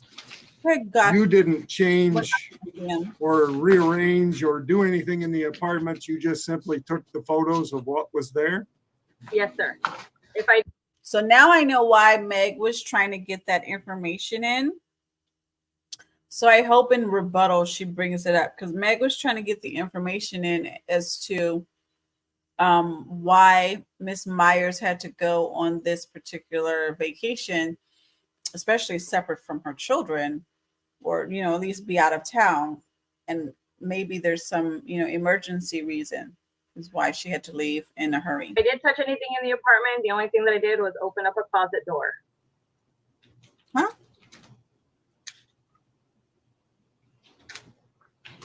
I would move for admission of the photos that have been submitted to the court. I have 5. Is that what you're asking to admit? We have none, Your Honor. Yes, Can Your you Honor. send us your 5? Ms. Bauer, you want any voir dire on the photos? No, and Mr. Thornton already asked this, or used those photos in this trial, so I have no reason to object. All right. Well, we're going to admit the picture of the trash can as 3A.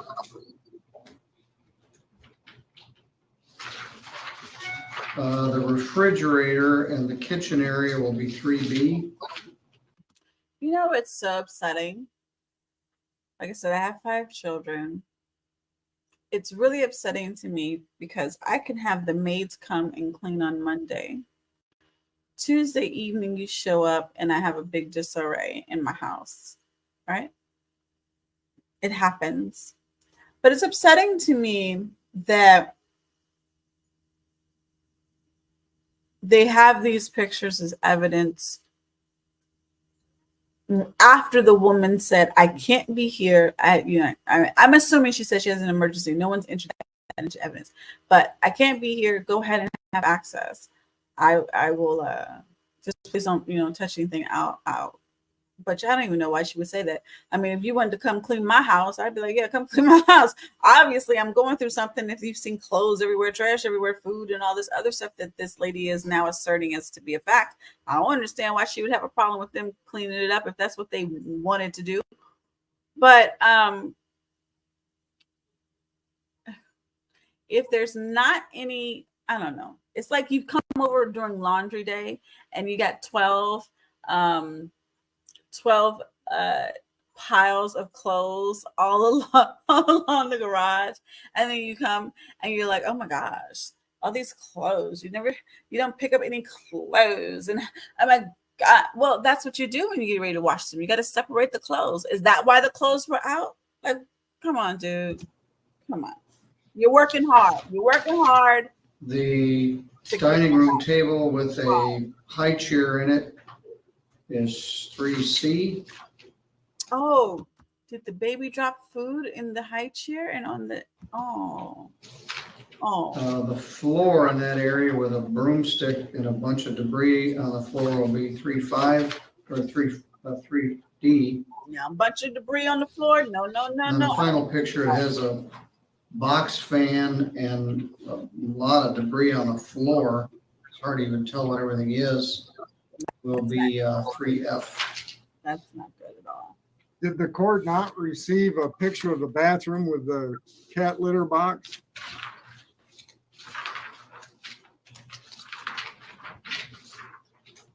And I have a question for you on a logical basis. Like, who believes that Miss Myers believed that she wasn't allowed to have her cats? Nobody believes that.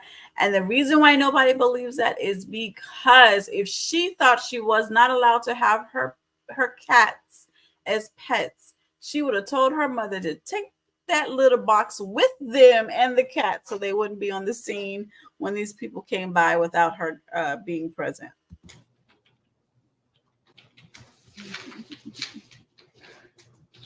Well, I have. Your Honor. I have 5 pictures. Are there more than 5? There was a 6th picture of the bathroom showing a kitty litter box. Can we go? It had the toilet front and center. Yeah, there it is. Oh, Got on the bottom. That will be G3G. It shows a bathroom with some things hanging in the tub and a soiled rug and a kitty litter box next to the toilet. So wait, how are we determining that the rug is soiled in a picture? This is a very interesting set of pictures. I would love to. I wish we could. 3 A, B, C, D, E, F, G admitted.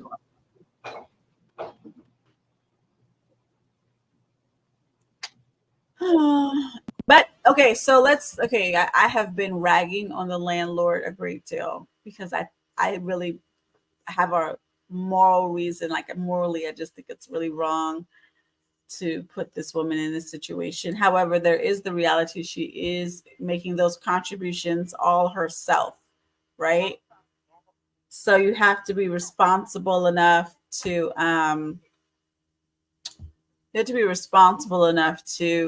abide by the lease and ensure that any type of action that you're doing that is making an amendment to the lease, have that in writing. There's just no such thing as amending it verbally.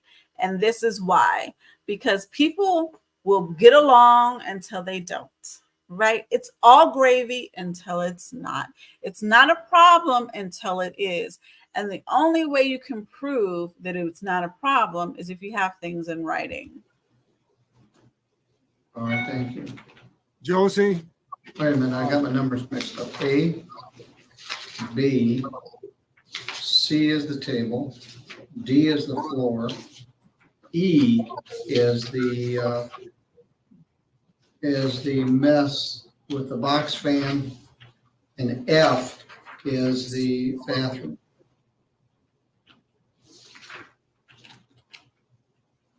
All right, all those 6 photographs are admitted. Josie, did you ever address the condition of the apartment with Ms. Agua?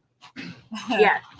Okay. Tell us what happened. Okay, I'll be right back. Sorry. I ended up contacting her via text message, letting her know that we did conduct a city inspection and nothing was touched. And then I did inform her of the condition of her apartment, that I was not very happy with it. And she proceeded on to not care. She said that's just how her apartment was. It's not like that all the time, and that's how it would be. How did it smell? It did smell like cat urine.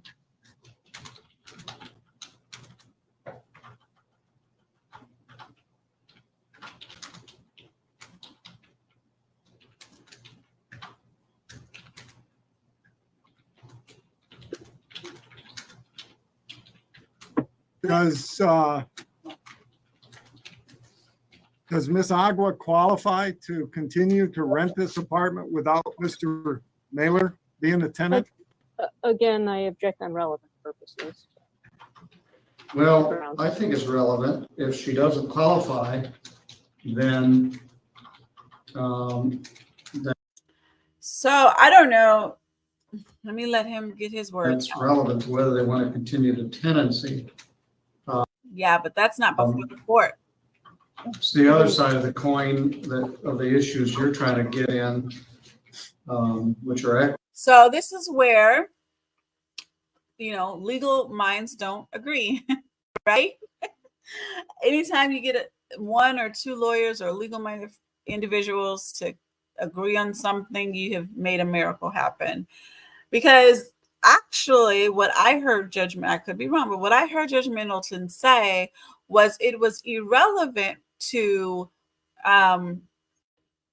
if they were going to continue a lease with her or not, that they planned on continuing a lease with her or not, and that the case is about termination of her current lease. So yeah, you can have all kinds of reasons for not renewing. And one of those reasons could be like, I'm getting way too many calls. This is a major headache.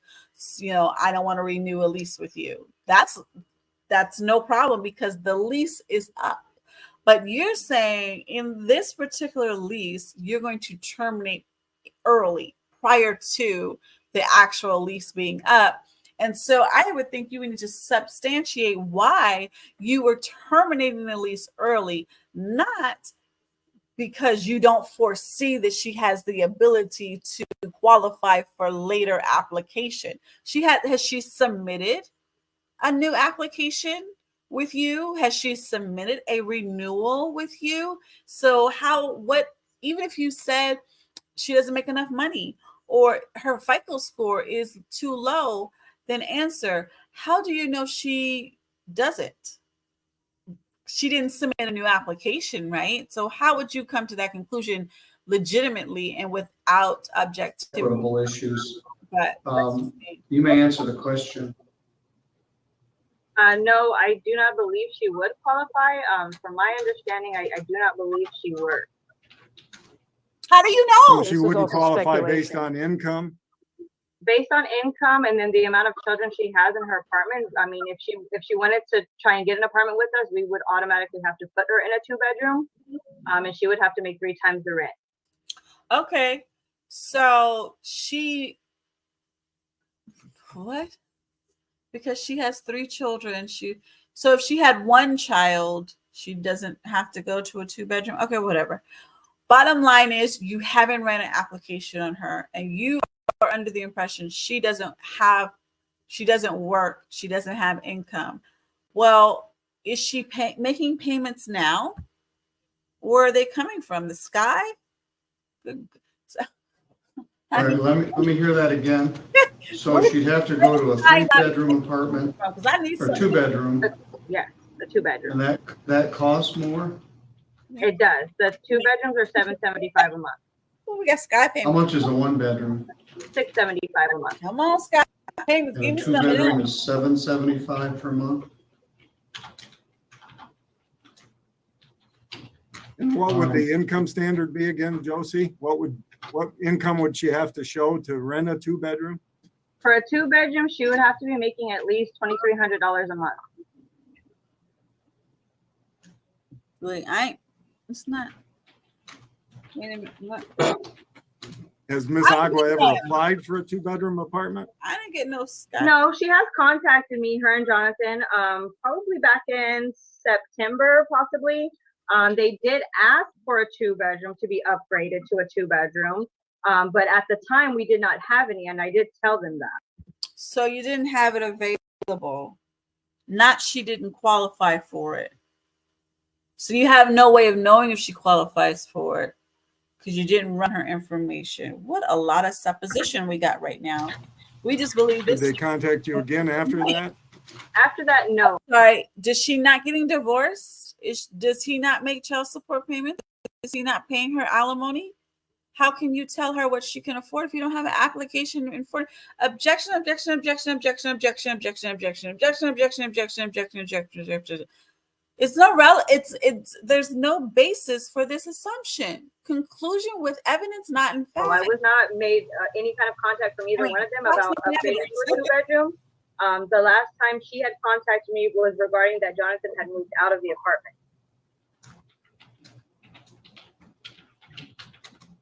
So she tells you the kids are coming. She tells you when the kids, when he leaves. I guess she shouldn't tell you nothing. She might survive if she didn't tell you nothing. When did she contact you about Jonathan moving out of the that, people. I'm just being me. At the beginning of January, I believe, she contacted me via text message. She wanted me to change the locks on the apartment and change the code for the building on Jonathan. And I tried to ask her what was going on, what was the reason for this. I did explain to her that both her and Jonathan are on the lease, so that I would have to speak to both of them in order to get the approval to change the locks because I couldn't just lock him out of his apartment. You got that one right. Is there anything else that I have not asked you that you think is relevant or that the court should know with regard to Vista Point's trying to terminate the tenancy of Ms. Agua? No, sorry, but I believe you hit all the points. We're going to take a short recess. I would ask if you would look through your texts and get the exact date of when she told you that Jonathan was moving out. Okay. We're going to take about a 12-minute recess. We'll come back at 20 to 10 at 9:40. Excuse me, 10:40.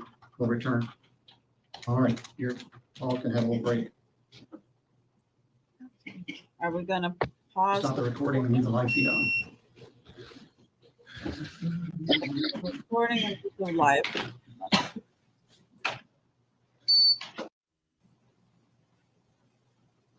Okay. So now you see Meg has gone into the room with her client.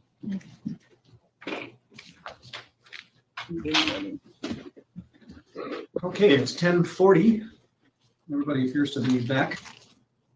We left the live feed on, but we shut the recorder off. Turn it back on. And we will resume. It is 10:40. Everybody was there in a timely manner. Are you finished? You finished your direct. This is time for a cross-examination. Your Honor, I had one last issue to cover with. Oh, and I asked her about the text. Yeah, you asked her about the text. Go ahead. Josie, were you able to find the date of the text that the judge was inquiring about? Yes, I was. And can you tell us what that date was? Yes, she texted me on Sunday, January 3rd of 2021 at 7:32 p.m. And that text was about what? Refresh me. She told me that John was out and that if the code to the front door building could be changed. So January of this year. Yes. Josie, have you tried to inspect Ms. Agua's apartment on any other occasion other than one you've testified to? Yes, we did try to conduct a previous inspection to the city inspection. Our company does. We typically try to do our inspection 2 weeks prior to the city inspection to see if there's anything that we can go in there and fix, or if anybody's missing any smoke detectors that they maybe took down. People typically tend to do that. We'll go in there and we'll put them back up and give them a warning not to do these things anymore, taking down. We did post a letter to everybody's door that we were going to be conducting our company inspection 2 weeks prior to the city inspection. Miss Ashley did contact me prior to that to inform me that she was confused about the letter and the dates that we were going to be going into the apartment, and she told me that I did not have permission to go in there and that I would not be allowed in for the company inspection.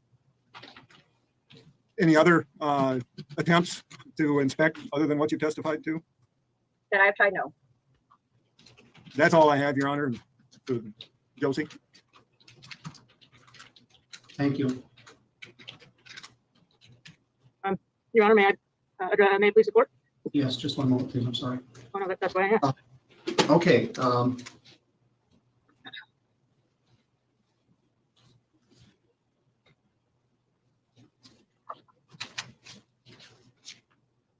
Ms. Agua, you can discuss this with your attorney about what your position is of having an inspect your apartment during the break at lunchtime. See what the condition of it is today. You can discuss that with her. I'm not sure whether she's agreeable to that or not. Your Honor. Go ahead. Josie, you're still under oath. That's new. And Ms. Bauer has questions for you on behalf of the defendant. I do, Your Honor. Point of clarification, or to clarify, you are suggesting that Ms. Agua talked to me about having her landlord inspect her apartment this afternoon? Oh, right. Today, yeah, this morning or during the lunch hour. Okay. We saw what it looked like on January 27th. I'm interested in what it looks like today. Yeah, I just, we're in Kalamazoo, so I don't know. Well, she doesn't have to be there. She wasn't there the last time. They have a pass key and they can go in and look at it. I see. Okay. All right. So, to, Ms. Ligia Moreno, am I saying your name correctly? Yes, Do you ever go by Ms. Moreno? I do, yes. Is that okay with you? That's fine with me, yes. Okay. Thank you for taking your time to testify and dealing with my objections. I appreciate your honest and forthright answers today. Thank you. So, if we're talking about the inspection, the city inspection around the pictures,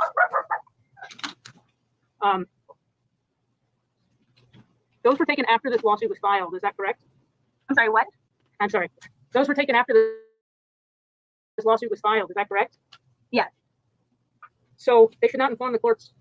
They should not inform the court for the basis. Well, that's illegal. I withdraw. I apologize, Your Honor. Okay. And so when you filed the lawsuit, at the time the lawsuit was filed, you had only personally attempted to inspect the apartment one time. Is that correct? Prior to the city inspection, yes. Well, and the city inspection was after this lawsuit began, right?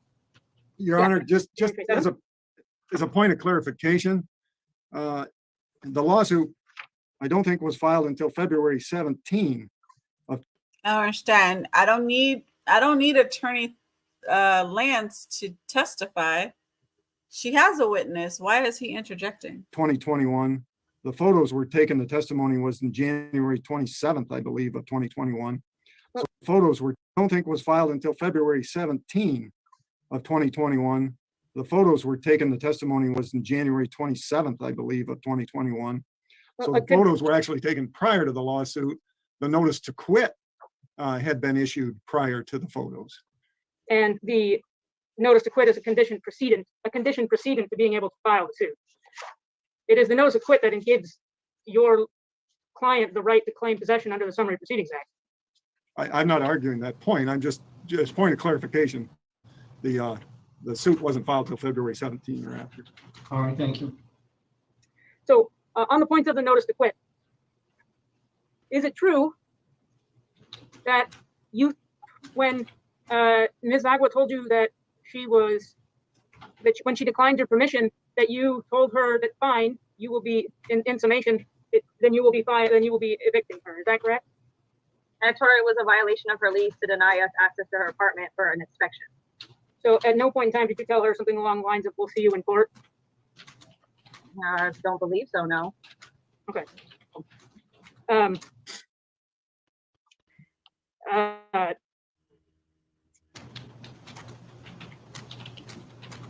The complaint alleges a violation of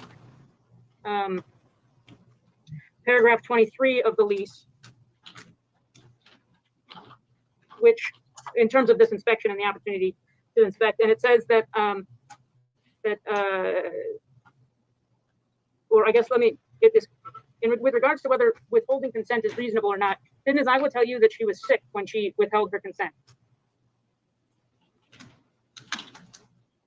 I'm sorry, what? Is it true that Ms. Agua told you that she was sick when she declined to allow you to enter the apartment? Yes, she did tell us that she was not feeling too well. So during COVID, she doesn't feel, during the panorama, she doesn't feel too well. You want to enter into her property. She's not well at this time, but she's denying you access. What a way to quiver over precision versus we weren't able to gain entry into the property. She declined to let you in. She wouldn't let you in. Oh, she wouldn't let you come into the property. You had given her notice and she wouldn't let you come in. Oh, she was sick. Okay. Sounds reasonable. And You ain't coming in my house. isn't it also true that the city inspection had already been rescheduled once because of a COVID incident in the building? Not in the building, just in the area, but yes. So it's reasonable. I don't care about the area. It's been all over the world. In 2021, we've had this experience in 2020. So it is all over the world, whether it hit your building or not. This is the problem with people not believing an apartment it exists. If someone is sick during a period, but during COVID, isn't that reasonable? For COVID, yes, I do know that the city inspector now, because of COVID, he does ask in it a long list of questions regarding COVID. But during the inspection, we do ask everybody to step out of the apartment, so that way we're not in the apartment with him at the time. So Ms. Iwood did not allow you to enter. She said she didn't give you permission to enter her apartment because she was sick. Yes, that is what and she said. Did you tell her you were going to enter her apartment anyways? I told her we would come and knock on the door. Yes. You didn't insist. So we never walked into her apartment. No. But did you tell her that you were coming? Yes, I did tell her that we would be coming to knock on her door. Yes. Coming to knock on her door. Yes. You did not tell her you were coming to inspect. Yes, to inspect your apartment, but we would be knocking on her door to inspect the apartment.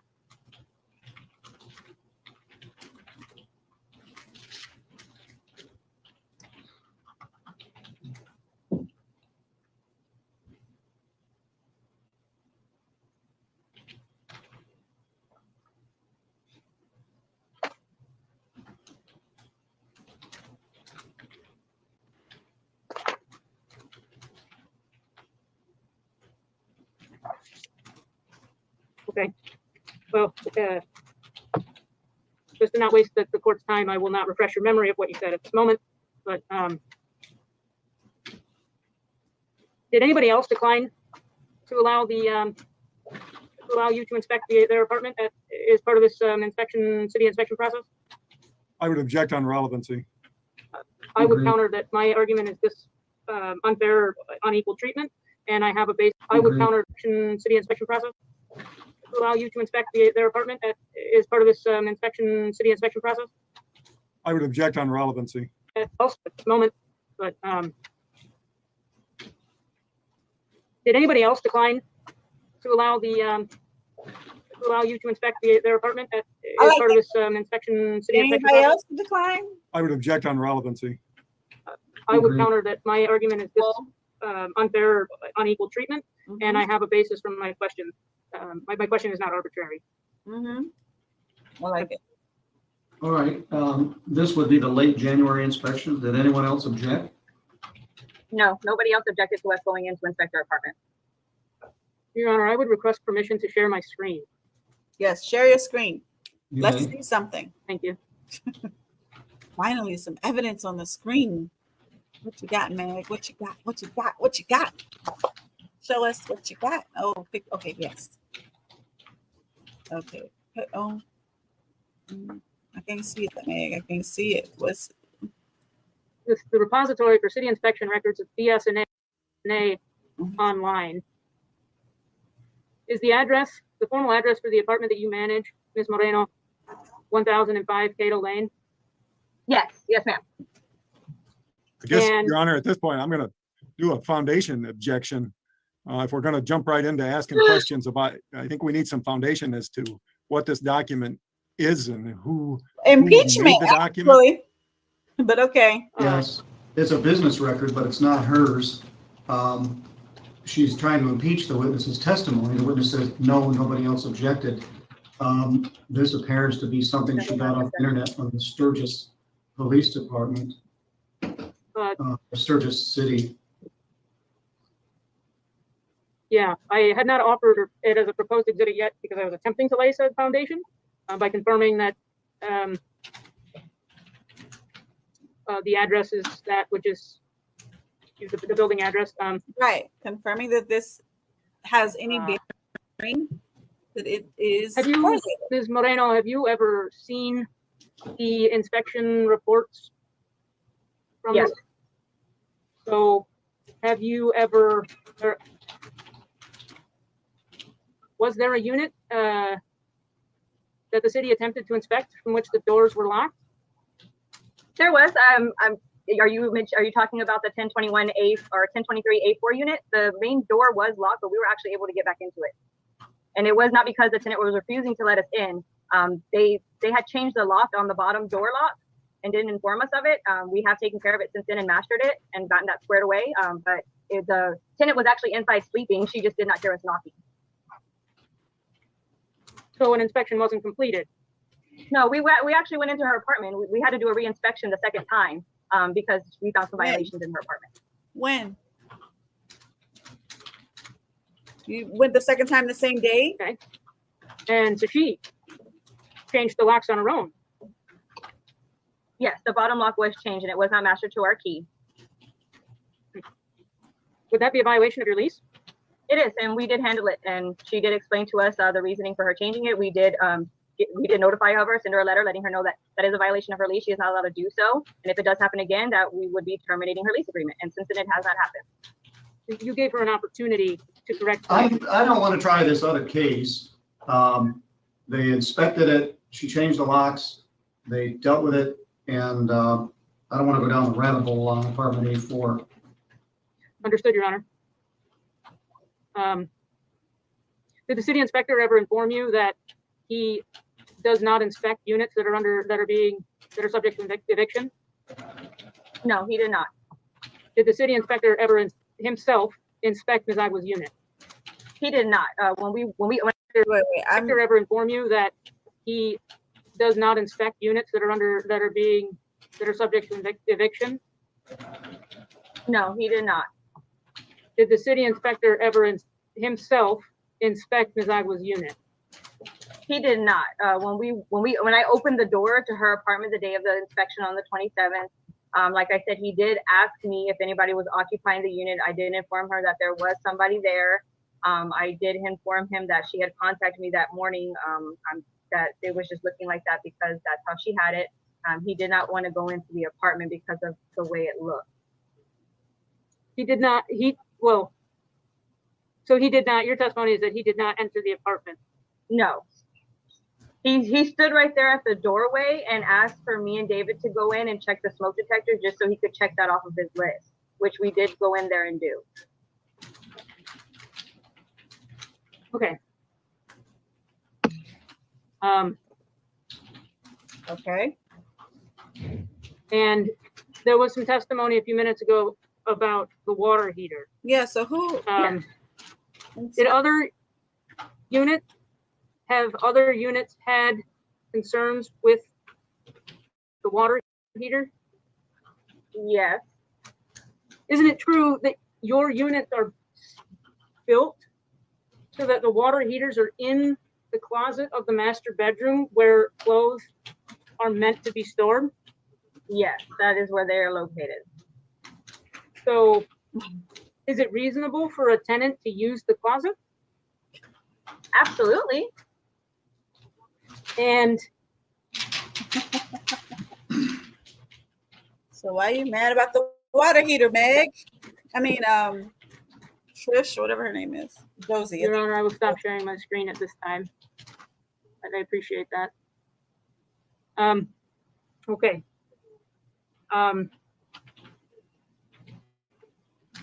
I guess, I was going to say, did you make reports or move to evict anyone else for an issue with their water heater? No, because everybody else, everybody who is in any kind of violation of the city inspection is given a letter to correct those issues so that we can go back in there and re-inspect. Okay. And when Yes. So you were able to enter Ms. Agua's apartment then, Yeah. and you were able to make the changes that you needed to make and observe the things that you needed to observe. I'm sorry, what? Well, you testified that you were able to change the smoke detector batteries. No, we didn't change them. We just checked that they were working, and they were up and properly working. So you didn't suffer any harm as a result of the state of Ms. Agua's apartment. Suffer any harm? No, I did not suffer any harm. As a point of clarification, are we taught which inspection attempt are we talking about? I suppose either of them, but the one I thought only one. But my point is they wanted to inspect your apartment, and they were able to inspect your apartment and did not receive any violation as a result of inspecting her apartment or not being able to. So it doesn't really matter. I don't think that was the testimony, Your Honor. I think the testimony was that the city did not get in to inspect this apartment. But that there was an eviction proceeding and that he doesn't inspect when there's an eviction. There's no evidence of that. You said that. But I don't know whether that's true or not. Well, if I wait a second. Also, it was the witness who stated that their first attempt was for the business, the management company to enter in for a business inspection, just for a way of doing their business. They always want to inspect prior to the city inspector, which that's reasonable. Like, obviously they need to inspect it before the city comes out because they want to have a good city inspection. And then she said the city inspector refused to inspect that particular apartment because the state of affairs of it, I guess, the way it seemed so disarray, he refused to enter. But Meg's point about the fact that they didn't get cited, like the city didn't give them a citation, so they don't have to pay money because the apartment was not in a certain particular order, and that the guy didn't have the ability to inspect it based upon the order that they think it should be in. And then the other thing is they didn't have any particular other damage, such as the things that they went to inspect, to fix, or needed correction was really nothing. All they went to do, they went and they checked things out, and they were able to check that things were working and orderly. I think the problem that they had was that they had a hindered access to the water heater because there was items in front of the water heater, but that did not cost them any money to cure. So Meg's point about how they're not out any money and they're not getting cited for anything is relevant. And I think that they're kind of confusing the matters. And I don't think Meg is feeling too well, especially with this thing on her face. The mask, she's muffled. It's hard to If I could admit my business record, I would. It's not your business record. The proposed defendant's proposed record, but okay, that's all right then. I'll withdraw this line of questioning.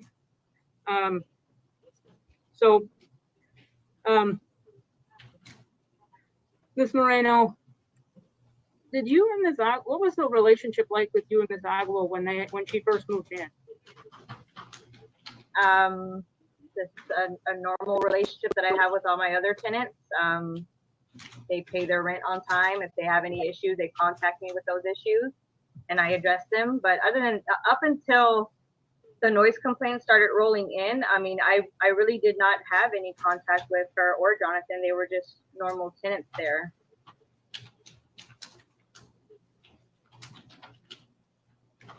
Yeah. And the noise complaint started rolling in, I believe you testified in around September, October. Is that correct? I would say more towards the beginning of September, end of August, but yes, they did start rolling in around that time. And isn't it true that Mr. and Mrs. Beers moved in this fall? They moved in around September. I don't have their lease in front of me, so I wouldn't know the exact date. But I want to say it was maybe towards the end of September. But the complaints, we were getting a few of them prior to them moving in. It did increase once they moved in because they do live directly below her. I believe you stated on the record that you received well over, the Beers called you, quote, well over a dozen times just a few minutes ago. Is that a fair summation of your testimony? Yes, they have contacted me a lot regarding the complaints and noise complaints. Okay. And we're going slow again. You also testified that Mr. Mailer and Ms. Agua did ask you about a two-bedroom apartment. They did, yes. And that you didn't have any available. No. So is it your testimony that you didn't lease a single two-bedroom apartment this fall? That I didn't lease a single two-bedroom? No, I have leasing two bedrooms since then. Then why didn't you contact Ms. Agua and Mr. Mailer if you knew that they were looking for a bigger place? Well, from my understanding, Jonathan had moved out in January and she wouldn't qualify on her own for not even a one-bedroom. Why did she keep making that assumption? Why did she keep making that assumption if the payment is being made? But I just asked did you lose money? Did they not pay you rent? If you had leased them in the fall. Wait, no, as a matter of fact, you just said the relationship you have with her is just like every other tenant.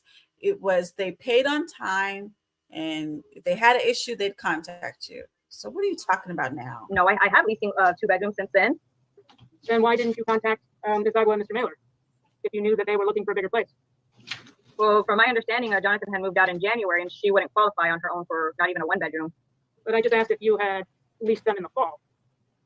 Yes, in the fall. But again, prior to that, they had asked me only one time about the two-bedroom. After that, they had never contacted me regarding any two-bedrooms.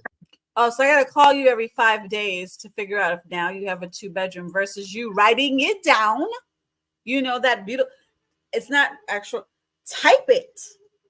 Have a tenant that has a family that's in a one-bedroom that based on my lease should be in a bigger space, is requesting for a bigger space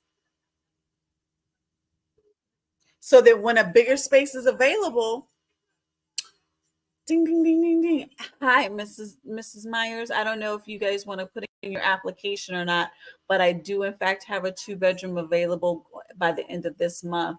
So if you are looking to go ahead and upgrade, let me know. Otherwise, it's going to be on the market in the next week because I'll start showing it to the open marketplace. That is what you call professional property management. I don't know what this is. This is like property management training. Coming available, I told them if they wanted to, that was absolutely a possibility, but they would also have to make the income for that as well, which I don't even think they would have been able to make. So you made an assumption about it? No, I did not make an assumption. I told them that they were more than happy to contact me back. I never got any contact regarding a two-bedroom after that. But didn't you tell me that the reason that they didn't get one is because you didn't have one? Yeah, we didn't have any available at that time. Later on, we did have one or two probably come available. So she goes around making assumptions about how much people make and if they're going to be making enough for the apartment. And so therefore she expects everyone else to assume when she has an apartment available. So do you not list your property?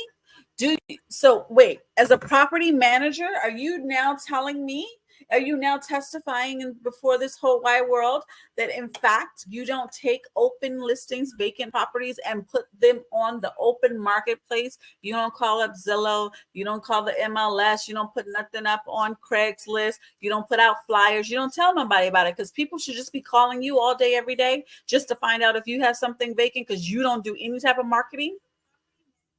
This has got to be this. Wouldn't know exactly which one of those are without my paperwork in front of me. Out of control. Control. You mentioned unaccompanied children under the age of 17 being accompanied. Or actually, let me back up. You mentioned that you became aware of the additional children in the fall, but that they did not sign the lease. Do children normally sign leases?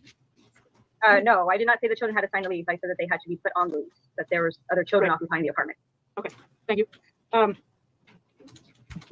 Put on the lease how? As occupants? And isn't it true that subsequent to that conversation, you filed an eviction action against Ms. Agua for non-payment of rent?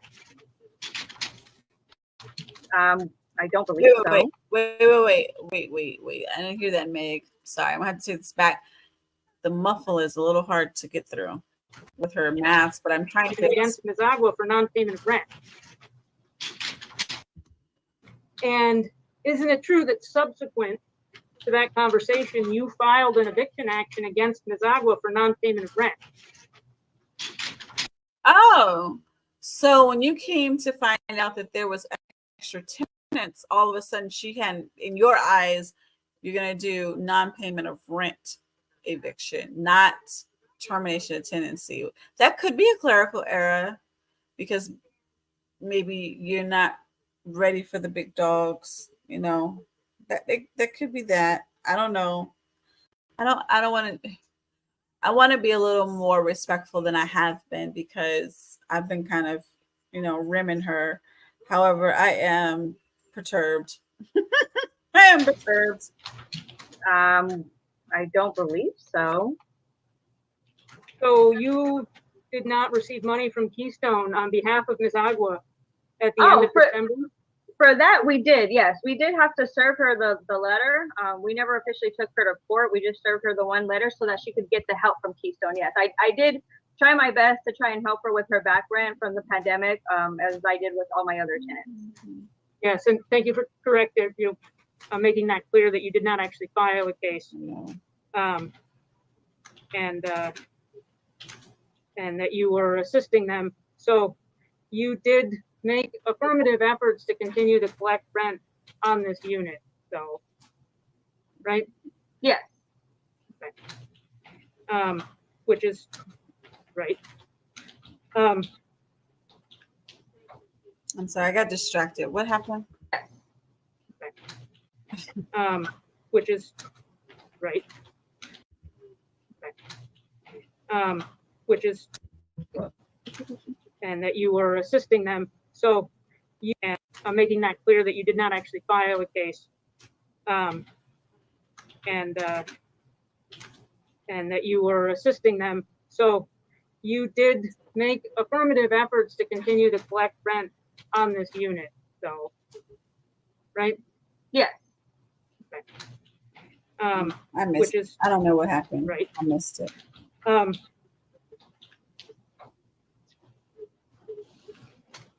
So you said that the lease, the violation of the lease for children under 17 to not be supervised. But isn't it true that that restriction only applies after 10 p.m.? After 10 p.m., no, that is a rule that we have in general for all children under 17 playing outside. Can you point me to where it says that in the lease? I'm saying, can you point me where it says that in the law? What is this madness of a place? You can tell me when now maybe they can't be outside unsupervised after 10, but what about fireworks in the neighborhood? Fireworks going all night long. They can't stay up and watch that with their family, with their mama. She can't watch it. She can't afford her own fireworks. She can't go outside and watch everybody else through theirs either, huh? Because it's after 10 o'clock. Her kids got to go in the house. You're going to tell them what time they got to go to bed too and what they're supposed to be eating. We can have opinions about how to rear children and so forth. But guess what? When you have yours, you do for you. Stop running around trying to tell somebody else what to do with their own kids. What is that? Go through it real quick.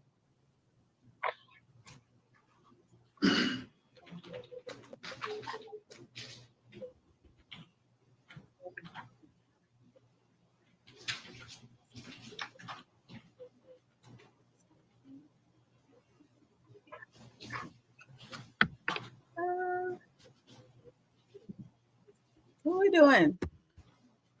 Oh, looking for it in the lease? We're looking for it in the lease. We're trying to prove in the lease that we have this 10 o'clock curfew for individuals younger than 10 years old. Oh, this is sundown town. Is this a sundown town? The copy of the lease that I have that my manager, Patricia Brown, printed out for me is missing some pages. Yeah, I bet it is. Okay. We all missing pages. I'm missing pages. I'm missing pages right now.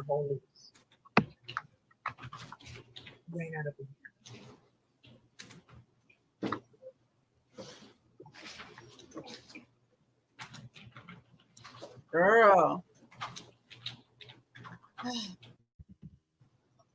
Regulations submitted with the prep, or I suppose this document was also submitted with the file. The court, Mr. Thornton, will you stipulate to the admission of the rules and regulations? I believe it's attached to the lease that was admitted as evidence, so. I just wanted to make sure that we, Release, or is it it's already been admitted and we don't have a problem. so rules and regulations that are stapled to a lease do not make them automatically a part of the lease. So the lease elements, if you're going to have rules and regulations in the lease, then there needs to be a paragraph that says something to the fact that I or we tenant so-and-so agree to abide by the rules and regulations attached here to as Exhibit A dated 2020, whoever, right? And then it becomes a part of the lease. But just because you staple it together does not mean it's a part of the lease. And this is the reason why you have to be careful with that. Rules and regulations have the ability to change, right? So typically you don't want them to be a part of the lease. There happen to be a separate document. So you may have something that in the lease that says, I agree to abide by the rules and regulations posted in the at the main office, you know, or I agree to adhere to the rules and regulations that are given that are noticed upon me within 30 days. Something to that effect, because a person can turn around and an entity, a property management company, can have the situation where the pool has been occupied and they found it to be unsafe because the children that are there, they are 15 years old and they're there by themselves. And though 15-year-olds have the maturity to be by themselves at the pool, somehow it seems as though they're a little too active and you're concerned for their safety and the well-being. And you just much rather that the parents also be on site to watch them. So then you would say the rule and regulation has been updated. You would give notice to all of the tenants.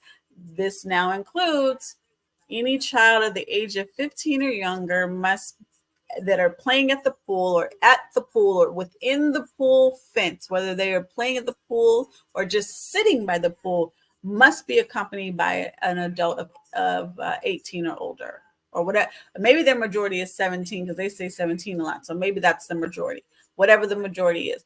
That gives the ability for the rules and regulations to have a fluctuation based upon your observation of the units and the property and the way things go. But you have to give them proper notice. That's why I say it's a 30-day notice or 2-week notice or whatever. But to say that it's a part of the lease means that you have already agreed to it. So therefore, they're set in stone. Those are the rules and regulations, and they don't have subject to change without an amendment. And an amendment will require your signature as the tenant and the landlord's signature. And every time you want to change a rule and regulations, you have to keep doing that over and over again. So that's not functionally correct. And I don't think just because, he stapled it together doesn't mean to me that it's all one and the same. I mean, maybe it is, and we don't get the benefit of that visual. So I don't know what it looks like. But I definitely take issue with the presentation that, because it's together, it must be a part of the lease. No, not necessarily. And rules and regulations are in place. But if you start making discriminatory regulations, or you start making racial rules against race, different races being able to play in the pool, or, only so many can be around at a certain time, or you have ridiculous, cumbersome rules, or you have rules that don't comply with ADA if you are under ADA compliance regulations, those things can be challenged. And the tenant can say, you know, in formal writing, of course, I can't follow this rule because I have a disability. I can't follow this rule because this is discriminatory and against, you know, Fair Housing Act rules. So, yeah, don't know that I agree with you there, Attorney Lance, but like I say, you probably got it all together because I don't know nothing about Michigan, so I know you know more than me about that. So, Ms. Moreno, can you go to the paragraph that says curfew? Oh, let's hear this curfew paragraph. Please Yeah. give me that one. Can you read the first sentence for me? No one under 17 years of age shall be allowed in any common area from 10 p.m. to 5 a.m. unless accompanied by a lease. Okay, thank you. So, is it a violation for children to play in the park? No, according to the lease, no. Is it a violation? Wait. So the park is not considered a common area? According to something else? I mean, morally maybe, but not according to the lease, no. So now you're calling her an immoral mother? Wow. What hubris, judgmental, horrible attitude you have. I understand she's wrong in certain areas. Like, I get that there's some legalities that are problematic, but how immoral of you to pass such dispersions and to judge her because her kids are playing in a park. Lord have mercy. They played in a park. Let's lock her up because she let her kids play in a park. And there's another video for if you guys ever want to see the rest of all of this. There's another video where she testifies. This might be the testimony here, but she testifies to what she thinks the ages are of her children, but based on what? She doesn't know. She doesn't have IDs of them. She doesn't have birth certificates of them. You know, she doesn't have an affidavit from the mother expressing the ages of these children. So, you know, the children could be 15, 16 years old, 14 years old, and they can't go to the park. Well, where do you live? Where do you live that your kids can't go to the park? Because that's immoral. That's an immoral problem. And she's so smug about it. Look at her face. Morally, it's wrong. She thinks she's just so cute with it. That's why I take it so exception to this case, because I really do feel like the tenant will lose. I do feel like the tenant will get kicked out, and it's very unfortunate for her, but I feel like it's discrimination against her. How do you prove it? But I feel like this is discrimination against her. I don't know I wish I knew if the kids had any other ethnicity to them, if they were Hispanic or Black. But there's more than just racial discrimination. You know, there's classism. And at this point, I'm starting to think like she feels like she's better than, her name is not Trish. Her name is Josie. I feel like Josie feels like she's better than Miss Myers through classism, and that she's making these discriminations against her based on that. That's what I get. And it's a horrible depiction of property management, because property management is there to manage property, not to judge people. And as far as I'm concerned, if we start taking an accounting of what she's done as a property manager, she don't do too good. As far as I'm concerned, she would get fired over my properties. She couldn't manage my properties. She can't give me a call log that she's had all these conversations with people. She couldn't manage my properties because she doesn't know how to market them. Oh, she doesn't market them. People have to hunt her down to find out if she has property available. So she couldn't manage my property because she doesn't market her vacancies. She couldn't manage my property because she has tenants in there that's willing and looking for bigger units, and she has no idea to call them when one becomes available, because quite frankly, they should continue to call her. I'm sorry if you're lonely and need friends, but I don't need to call you every 5 minutes to find out if I need a bigger place. You, as the property manager, reach out to me. If you have a call log that tells you so and so called, they want to get into a bigger space. And so consequently, if the landlord is listening without her racial and biases, she would listen even closer and decide upon herself that, by golly, this young lady is ill-prepared to be a property manager of any sort, because consequently she's making you lose money because she doesn't pay attention when the tenants say they're looking to spend more money in your units.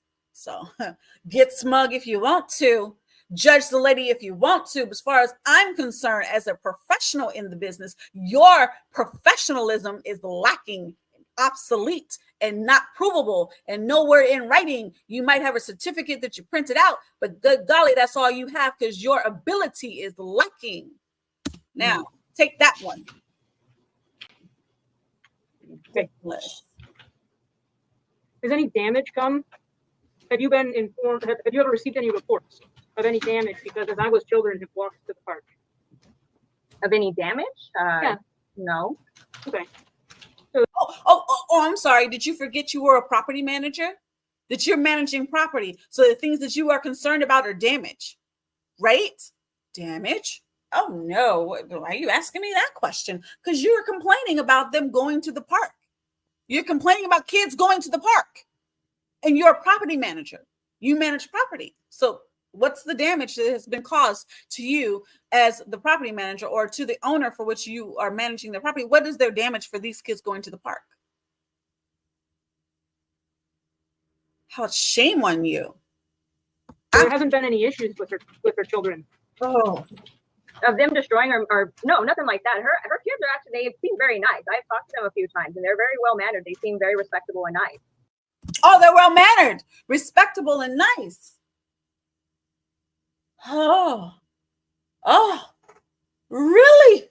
I thought they were hooligans, hanging off of balconies and jumping and making all kinds of crazy noises and just being irrationally kid-like. I know that the time that I've contacted her, I've just been concerned about her kids walking all the way to another complex behind the complex without an adult. The kids are walking by themselves in the park. Well, it sounds like they can't be in your complex. So you mad because they went to another complex that likes kids? She should move over there. It sounds like they like kids over there, because your complex don't care for kids, right? Because God forbid they walk over there to the other complex that welcomes them and allows them to play and be kids, while you sitting over here mad because they loud, and if they're 17, they can't be outside by themselves. Okay. You need to get your own kids, learn how to raise them, and stop trying to tell this woman how to raise her children. Okay. You're managing property. You're a property manager, not a babysitter. Yeah. Okay. Not a nurse. So that's not a violation. Child development professional, property manager. Manage the property. Make sure it don't move, okay? What is the relationship between you and Ms. Brown? The relationship between us? She's my manager. So. Oh, I'm sorry, you guys. Woo, she got me so hot to bother the child. I pressed the wrong button. Oh, look. Ooh, okay, God forgive me, because I don't like to see people treated poorly. I really don't. I do not like to see people treated poorly at all. It's not okay. It's not okay. But let's get back to it so we can get done with it, all right?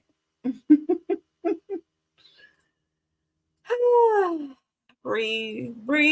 So, breathe. Does she work in your office?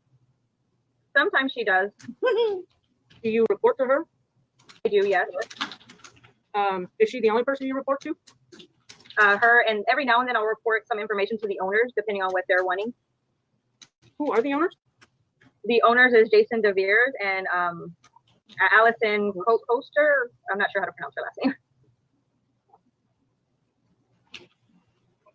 I'm not sure why it's relevant, but the actual owners are, the title owners are an LLC, Your Honor. Thank you. It's not relevant to know who the owners are? Okay. Ms. Moreno, have you ever spoken? You mentioned that was it Mr. Blair or Mr. Fair? Blair, I believe is how you pronounce it. Okay. So you mentioned that you had talked to him in person 3 times about Ms. Agua. Yeah. Did you initiate those conversations? No, he stops me when I'm walking my hallways, or he'll give me a phone call. So he contacts you a lot. He contacted me those 3 times regarding her. I wouldn't say he contacted me a lot. 3 times. Oh boy, 3 times. Have you spoken to other tenants about Ms. Agua? Just when they have complaints about her. So you have not yourself gone unprovoked or shared information about Ms. Agua with other tenants? No. The only time that I've ever spoken about Ms. Agua with other tenants is when they've contacted me regarding her. Has she ever asked you not to speak with other tenants about her? Not to speak to other tenants about her. She has asked me not to share her information with other people, which I have stated that I do not. I just address any complaints or issues or questions that anybody has towards me about her. If it's anything personal, as always, I always tell them that's none of their business. Okay, so these people that you're relying upon, their testament to her ability to be a good tenant, somehow, some way gives you the impression that you have to micromanage them and give them maturity enough to not talk about other tenants in a negative, disparaging, personal manner because you're only concerned for the property, but yet you want to tell her that her kids can't go to the park by themselves across the other complex, even though the other complex says they can go over there, or at least has not complained.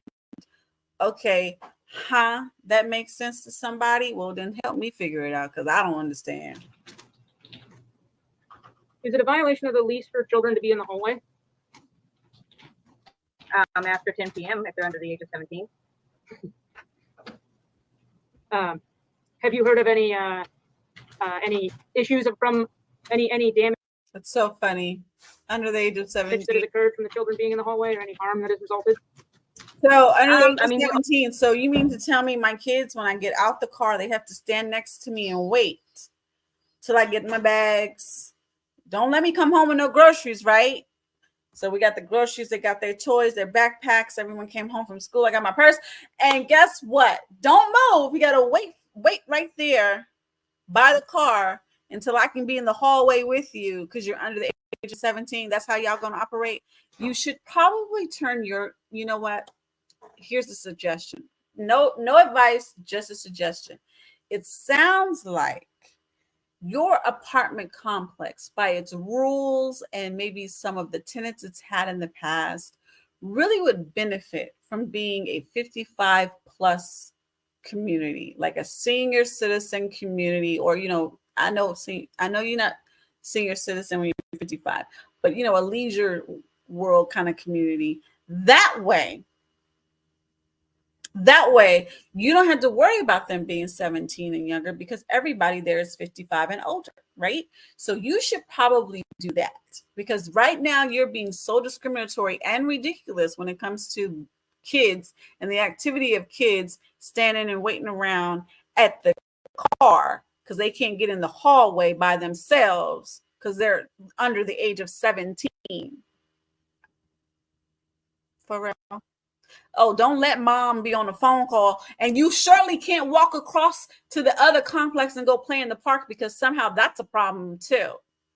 So it seems like you and your rules and your location would be very better suited for, the elderly crowd or some, 55 and older, no children, because you discriminate against them, in my opinion. You have no realities towards them, in my opinion, and you are absolutely ridiculous in some of your ruling, in my opinion. Only issues that we've had are when tenants call me asking about why the kids are in the hallway unattended without an adult crying, but that's it. We haven't had any damages to the actual hallway that we know of that is from them. What kid? So you received 2 calls from Mr. Sanders, or he called you twice about children being in the hallway. Yeah. Okay. Have you? Does Mr.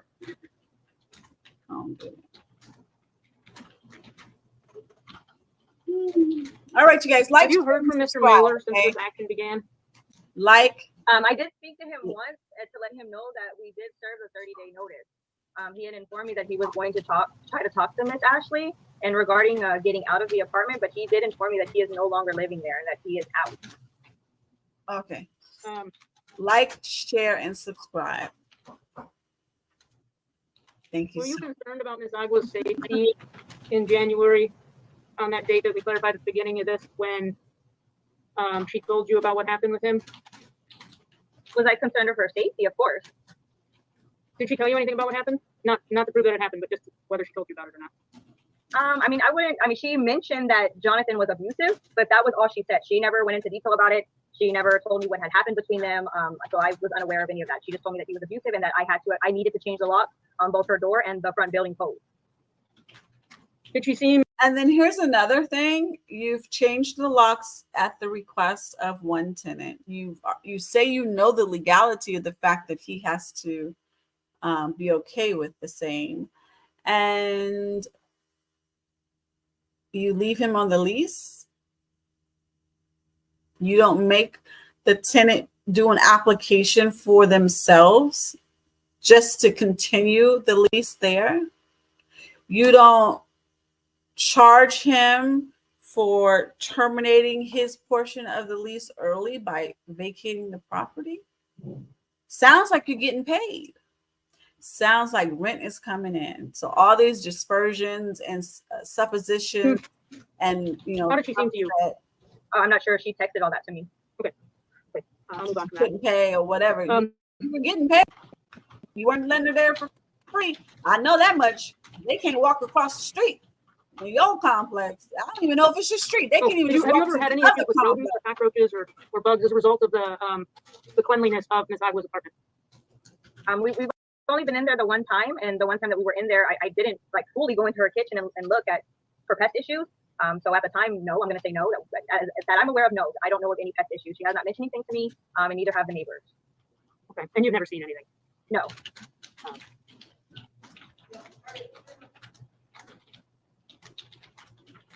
Wait.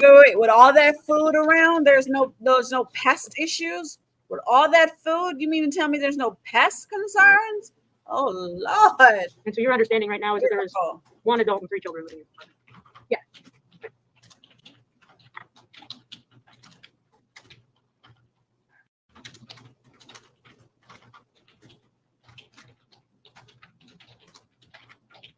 And just to clarify testimony that you gave to Mr. Thornton, you don't ever require people to have renters and pet insurance, right? No, we recommend it just because we're not held liable for anything that any of their property that becomes damaged or stolen or whatever. We recommend it, but I do not require it. Okay. And that's all I have, Your Honor. Thank you. Mr. Thornton, anything further of this witness? Just one point to clarify, Your Honor. Josie, there was some testimony about a demand for non-payment of rent. Was that when Mr. Mailer was still in the apartment? From my understanding, yes, he was still in the apartment when she needed that help to pay for the back rent. Okay. Do you recall when that demand was served? Maybe sometime in September, October. I know Keystone did pay for all of their back rent, plus December and then part of January. Okay. So, you know when the notice to quit was served? That would have been in January. I have it right here.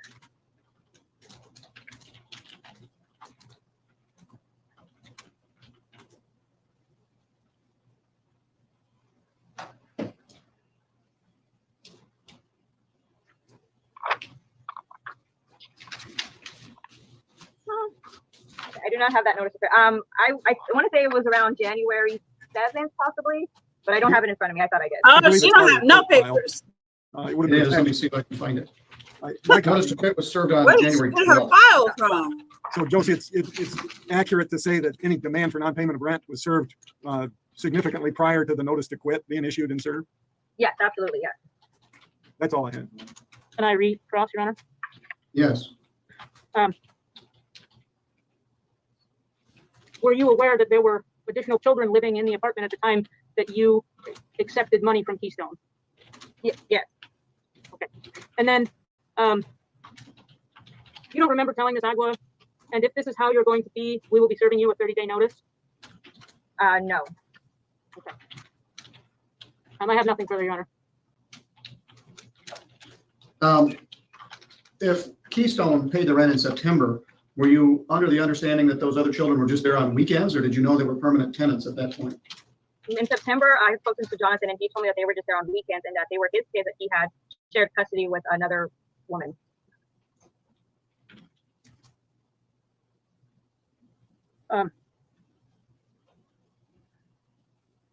You were saying? So I believe we're actually talking about different kids. Wait a minute. There were the teenage boy and girl, which are Jonathan's, and then these three children, which are all the defendants. So I believe there are actually 5 children altogether. The 3 children that she has there now are hers. The other 2 children were a teenage girl and a middle school aged boy. Were those the children you were aware that were there on weekends? Yes, those are the ones that he told me were there on weekends. But I did ask him if there were anywhere between 3 to 5 children living in his apartment, and he denied everything, saying that it was just the 2 that he had to come on the weekend. And I told him that I had seen some kids playing outside, that they were from his apartment. He claimed that those are the ones that he gets on the weekend, and that sometimes they would come during a weekday just for a few hours. So I was under the impression for a very long time that those 2 children that are Miss Ashley's, I thought they were Jonathan. All right. So at some point, Jonathan left, the other kids left, and 2 other of the defendant's children moved in. The only one on the lease is Josiah. And at some point, the other 2 children moved in. When did you become aware of that? I probably became aware of those children that they were actually hers sometime maybe in November.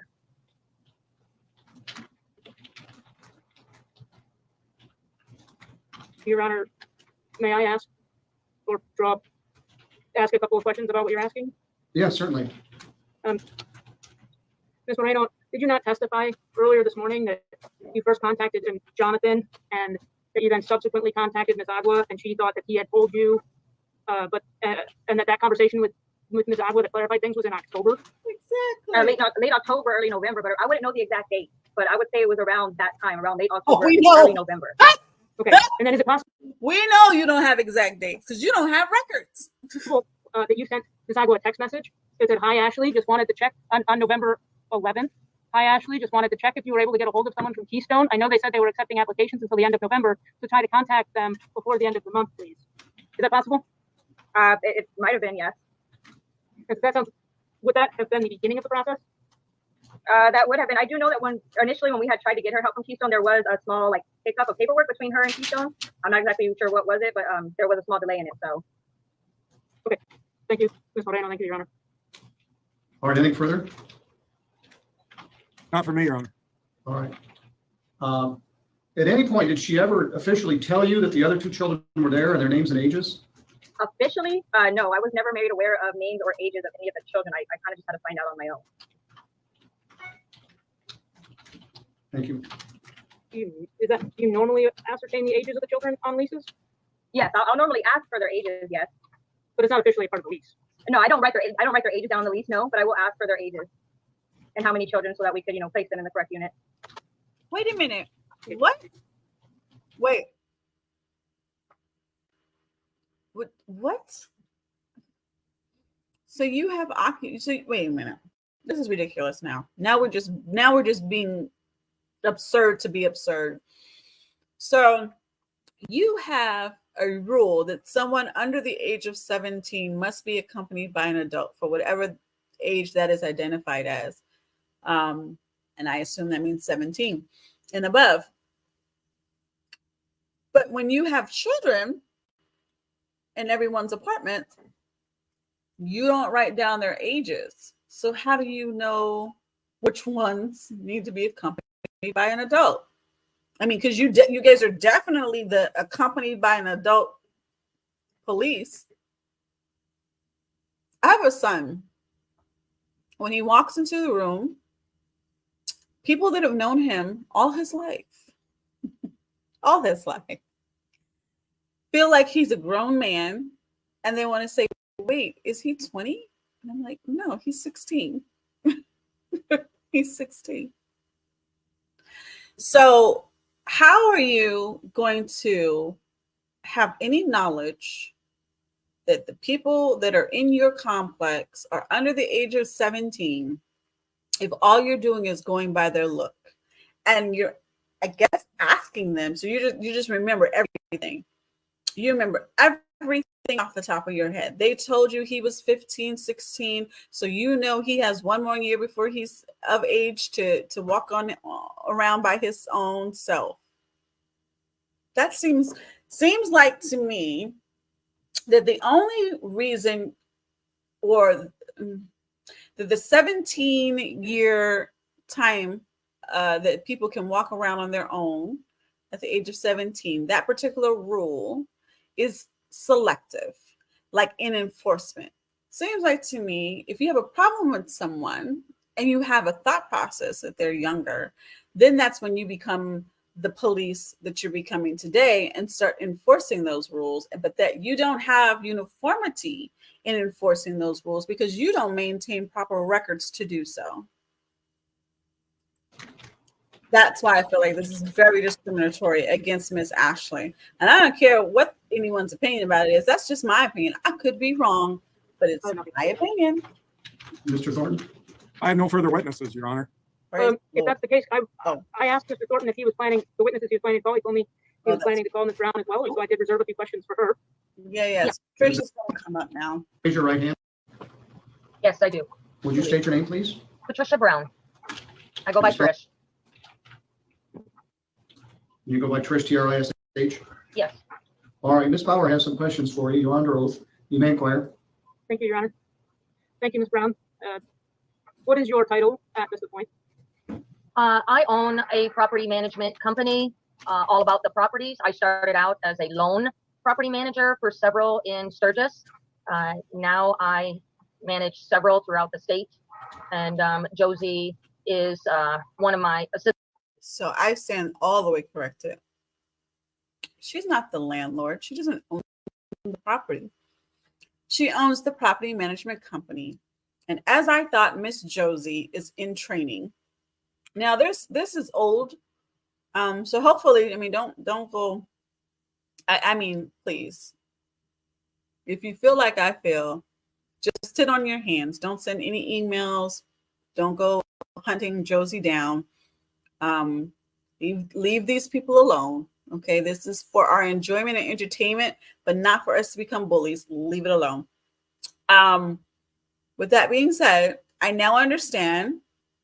Now I understand better with Trish. She owns the company that property manages, and Josie is trying to keep up, but yet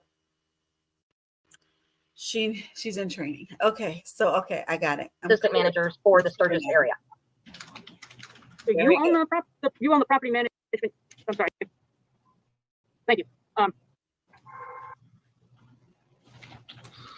Do you have a problem with the behavior of the children at your apartment? Can we clarify what children we're talking about? Yes. Have you? I will withdraw my question and rephrase. Have you been made aware of complaints of children related to Ms. Agua's apartment?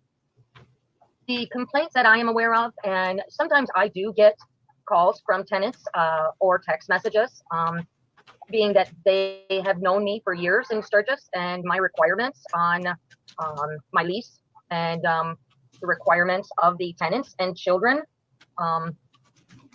So I get complaints sometimes, but a lot of times I let the managers in all of my different communities handle it because they follow the lease. But the complaints that I have had from these tenants in the 1015 B4 has mainly been the bikes or the strollers that are left in the entranceway into the hallway. So that when one of my other tenants walk into the hallway to go to get into their apartment, they have been unable because of the children's bicycles. And at that point, I typically would call Josie and say, hey, can you contact B4 and let them know to move the bikes so that the other tenants don't trip over their bikes and they can have free access to their apartment. Basically, that has been it in regards to the children. Have you ever expressed to anyone else your concern about Ms. Agua's children? No. have you ever mentioned a concern about Child Protective Services? No. I'm a very busy. I have 415 units throughout Michigan. I don't typically get involved personally with each tenant and my manager.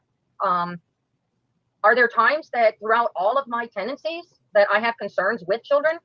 Yeah, there are. Do I discuss that with other tenants? Absolutely not. Do I discuss it with my managers? Absolutely. If they are not following the lease is a contract. The lease is there for the protection of the owners, the managers, and the tenants, and the children. That's why the lease is put in place. And the only reason this really came about is because of too many people in a one-bedroom apartment, and there was fraud given on the lease in regards to how many people were going to be in the apartment. So I have to follow that lease. My managers have to follow that lease. Tenants have to follow that.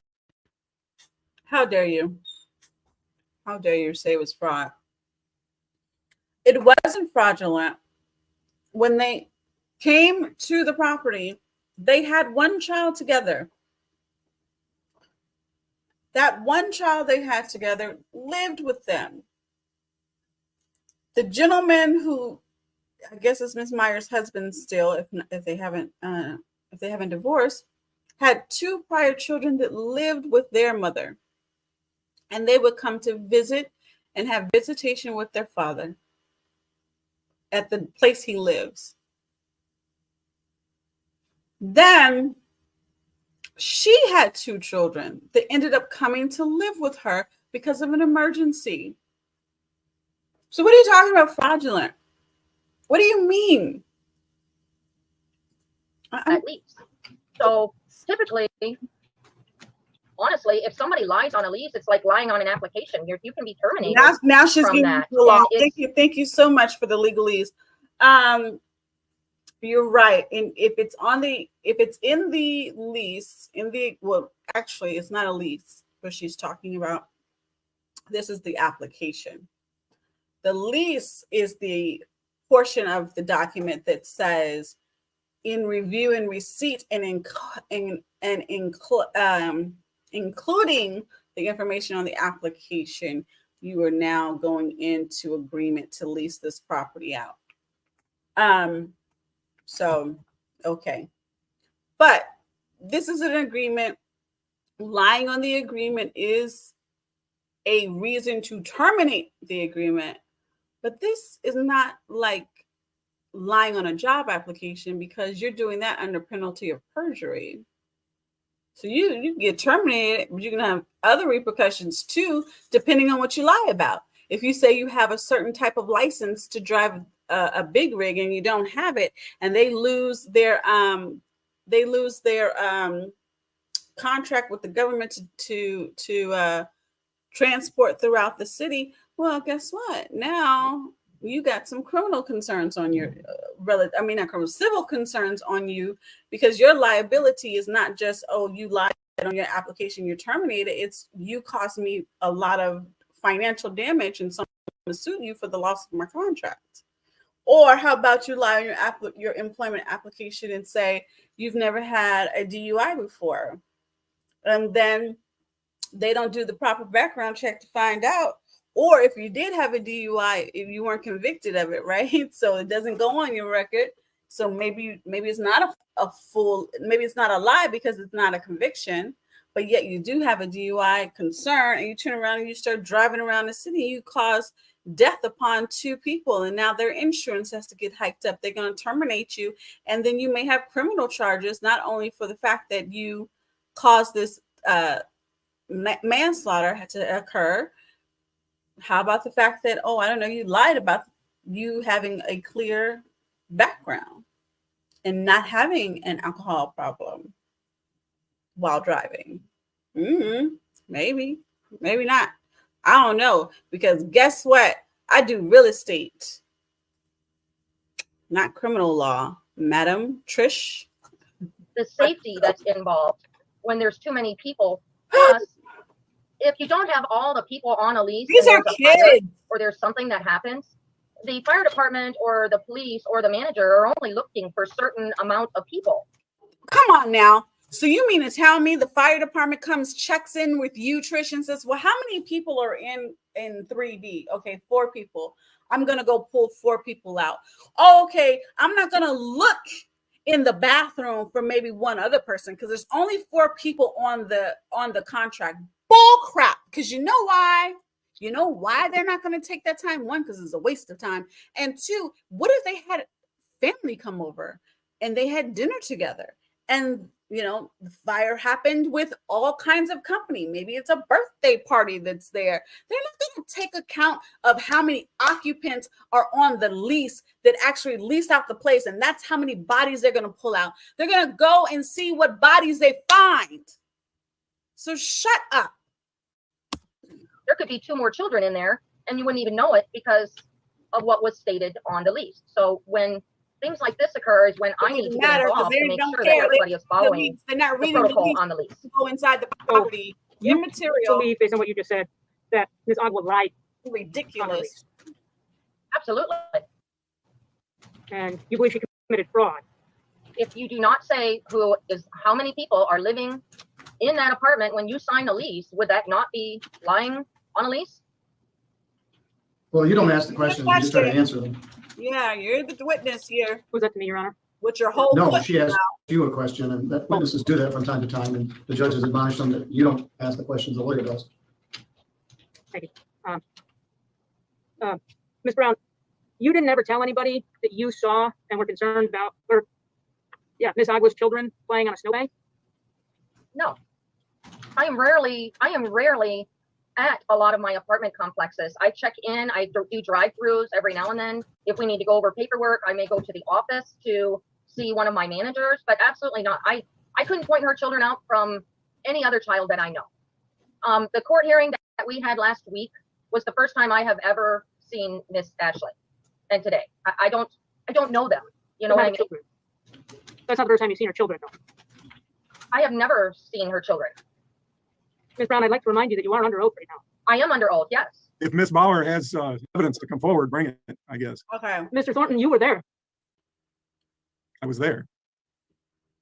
This becomes a nothing burger because Meg gets into a position where she can't really substantiate what she believes to have occurred. They had a mediation, and in the mediation, it's Meg's thought that Ashley's kids, which is her client Ashley, that her kids were there and Trish was there as well. And so to say I've only met them one time is inaccurate. But it's really a nothing burger because it's the encounter that Trish has had with Ashley's children are like none. You know, you've seen them based upon this proceeding, this particular case, whether it was in mediation or the last hearing is not relevant, but she's trying to get her to impeach herself. But when you're in court and you're in a hearing, you don't start going into the details of mediation because that is privilege. Because the reality of mediation is you try to work it out. And if you can work it out, great. If you can't, then you go to court and you have a hearing and the court intervenes and makes a ruling. There is no discussion about what happened in the mediation as to one particular thing versus another, because that is privileged and confidential. So hopefully we skip past that. I'd like you to turn to paragraph 22 of the lease. And while you're doing that, who is responsible for assessing fees against tenants? I'm sorry? Who is responsible for charging tenants fees? Like, is the tenant, I guess, what is your policy for putting amounts on a ledger that have been billed to a tenant? Who is responsible for that? My managers? It's not the tenants. No, the tenants do not set fees. So it's okay. Which page? Paragraph 22, which is the paragraph fled in the complaint. Yes. Okay.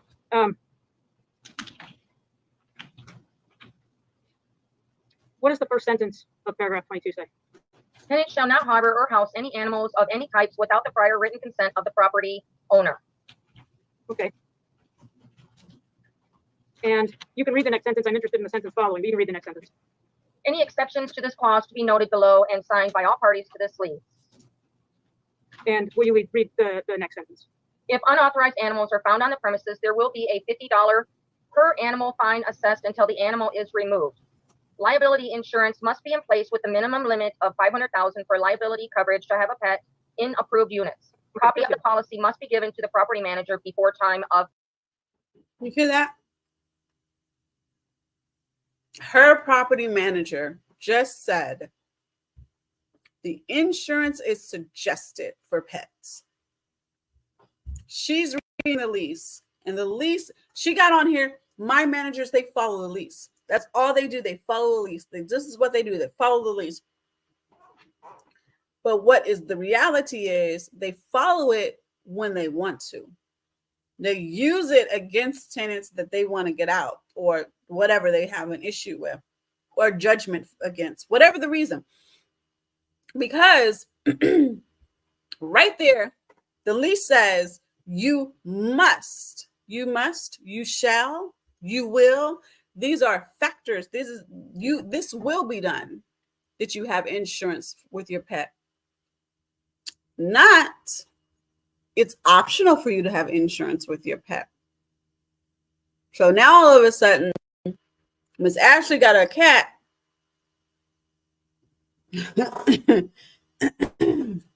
and we can or we cannot. We do and we do not enforce someone that paragraph of the lease, but some other paragraph does have a pet. It's whatever. Is that grounds based on what you just read to terminate the person?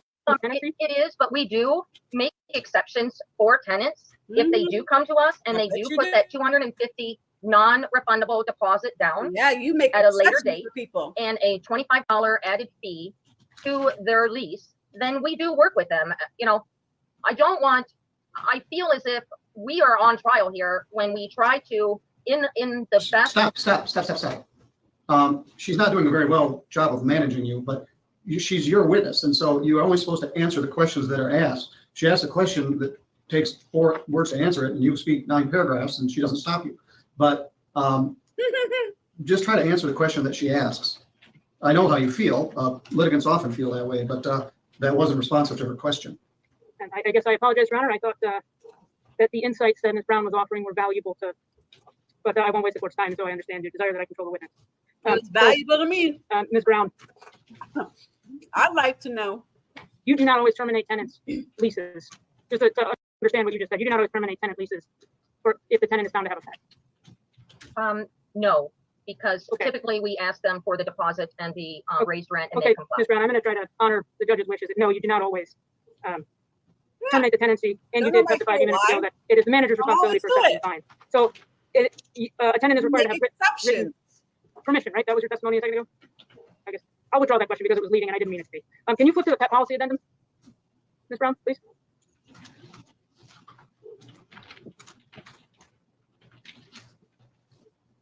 Ms. Brown, is the, or if you have it in front of you, I'm sorry. I'm on my accounting program right now, and yes, that's the okay. policy addendum is up. Okay, I didn't mean to rush you at it, so I apologize. Is this addendum signed by, or who has signed this policy addendum? Myself, Ashley, and Jonathan. Okay. And can you read the very first sentence of this policy addendum? Cats are welcome in all units. No dogs allowed. Great.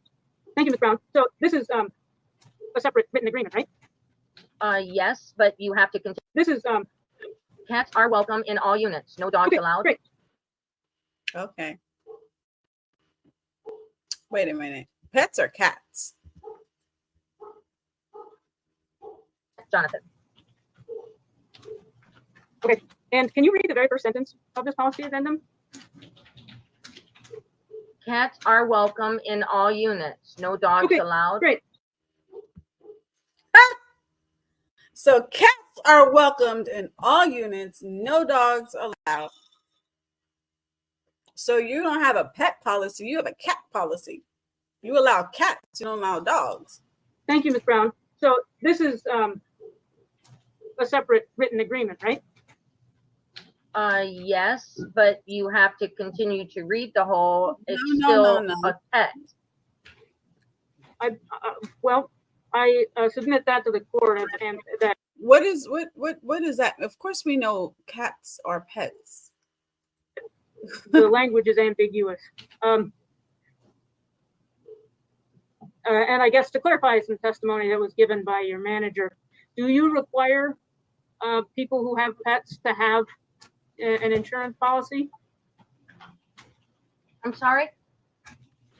Well, according to the lease, or I guess, do you require tenants who have pets to have insurance?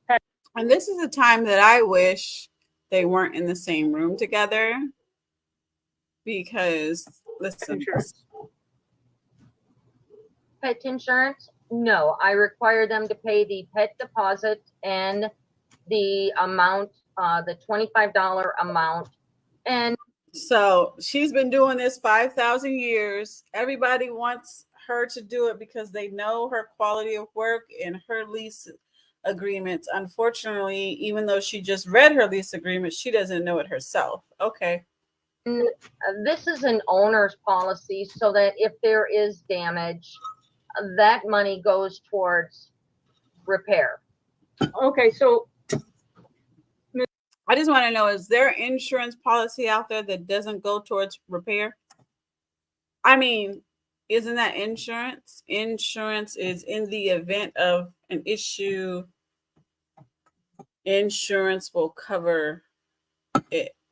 Okay, we get it. We know the definition. Ms. Brown, you're saying that the lease paragraph is imposing obligations on the manager. Anyway, this paragraph in the lease that you read a few minutes ago to the court about liability insurance. Your Honor, I would state that the lease stands on its own. If she's asking as far as enforcement, that's a different issue, but the lease stands on its own. But it's not a different issue, counselor, because it is the issue that is the defense, that things that everyone's crying about for this particular defendant is not anything that they complain and cry about for other tenants who have the same problems or infractions. So there's unfair treatment within the location. Oh, I don't know. There's this word on the tip of my tongue. Discrimination, maybe. Yes. Yeah, and I was in part asking an enforcement question, and I guess an interpretation question. But as you state, the lease stands on its own, so I will conclude on that front. Ms. Brown, as you stated or suggested, you have a financial interest in this unit. As a result of his Iowa tenancy, have you suffered any harm from the alleged violations? Have I suffered? I guess I'll place a relevancy objection on it. It's so relevant. How is that relevant? You're kicking her out. Well, a breach in the remedy for breach is only appropriate for the harm incurred.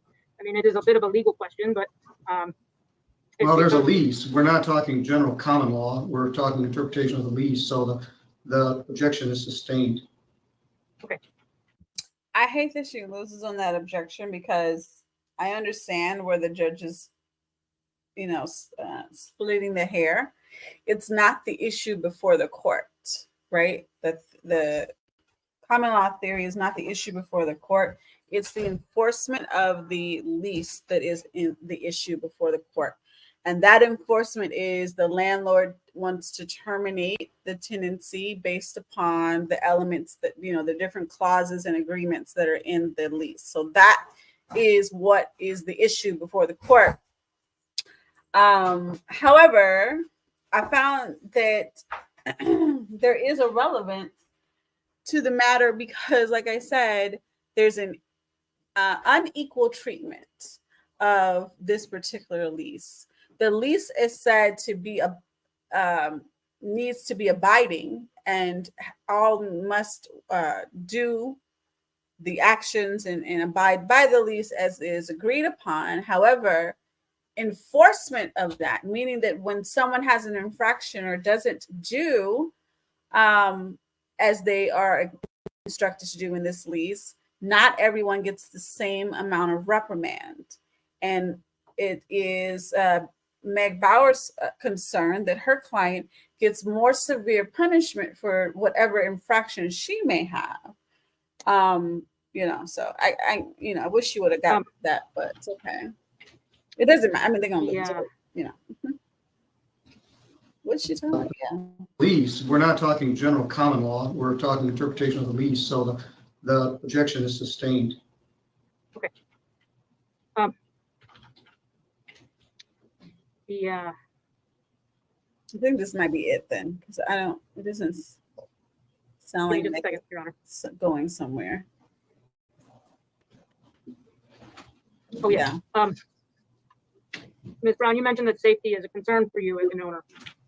If a tenant, and just a little bit more on this, damages can be monetary, or damages can be theoretical. So they don't have to be like, damages do come out to be a monetary notation, right? But a damage can be your reputation. A damage can be, I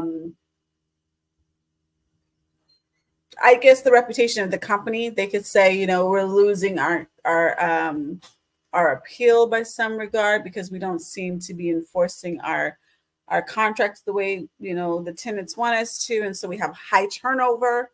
So the property is becoming a little more unable for us to manage in the way that we would like to, because tenants keep leaving because they don't think that it's a safe environment, a quiet environment, or whatever their 1,000,001 ridiculous complaints are, right? Those could in fact be damages. Those just wouldn't be like a monetary damage. So they could have answered the question and just said, our damages are relative to our reputation and the fact that we are increasing a higher turnover than normal due to the complaints that tenants have being in the same vicinity as this particular tenant. That could be something relative to damage. But what Meg was trying to get to is you're not losing any money on her. You're getting your rent on time, and you didn't get a fine against you. You didn't have to spend extra money on a pest control because everything that you were complaining about has not yielded any real monetary hit to you, no real damage to you. That's what her point is. But remember when I said landlords can say they want to terminate your lease, and a part of it will be, have you breached the lease? Have you contractually, did you not fulfill an obligation? And they enumerate what that is with proper paperwork, because you should have warnings, like, hopefully they do, maybe they don't, I don't know, because we didn't get to see all of their exhibits. I know Miss Ma'am don't have any call logs, but she has a whole lot of testimony as to what was said and when it was said, but whatever. So paperwork that would have the backing to say that you've been given 1, 2, 3 warnings about this issue, the issue still stands. Or a high infraction is you have several people living in your home, several random people, not just children. I think this is ridiculous, but whatever. Those things you can say, we need to terminate your tenancy right now because your tenancy is out of compliance with the lease agreement that we agreed upon in the beginning. Landlords can do that. Landlords can say, okay, I'm having issues with this tenant. They don't even tell you this. This can just be in their mind.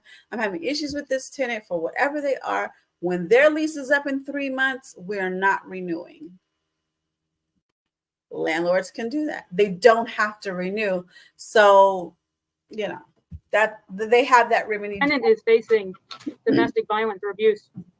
Would it be appropriate for a tenant to call the police? Absolutely. Would that result in a report being written up against that tenant? If I have been notified, yes. Wait, are you saying that tenants are required to notify you that they called law enforcement because of a domestic violence situation? Or their manager, yes. And if a police report was written up in regards to, I can't do things on hearsay. I have to have a police report on disturbances or abuse or violence. That's not what she asked, but she doesn't maintain the train of thought on this question. So let's see. In order to do what? If there is a police report and it is a proven fact that there is violence and abuse by either party, both tenants may, by law, be evicted within 24 hours, depending on the circumstances of it and the police report. But I have never received a police report in regards to. She is continuously interjecting this by law. I guess she's saying it is Michigan's law that if you have a police report of violent or domestic violence within the location, both parties can be evicted. Okay. All right. Okay. Abuse or anything. With regards to Ms. Agua? Yes. Okay. But you guys complained about her having the police called to her unit due to disturbance. And she confided in you the disturbance is relative to her husband being violent against her. So you don't have an incident report at because you don't train your managers to actually give you an incident report because this Madame Josie does not believe in memorializing certain events. Okay, so you have no way of knowing about violence, so you had no reason to evict them on that. Okay, got it. Your Honor, I have nothing further. Thank you. Yeah. Mr. Thornton, choose your witness. Okay, so. Your Honor, I do have to clarify a couple of points. Trish, could you go back to the pet policy addendum?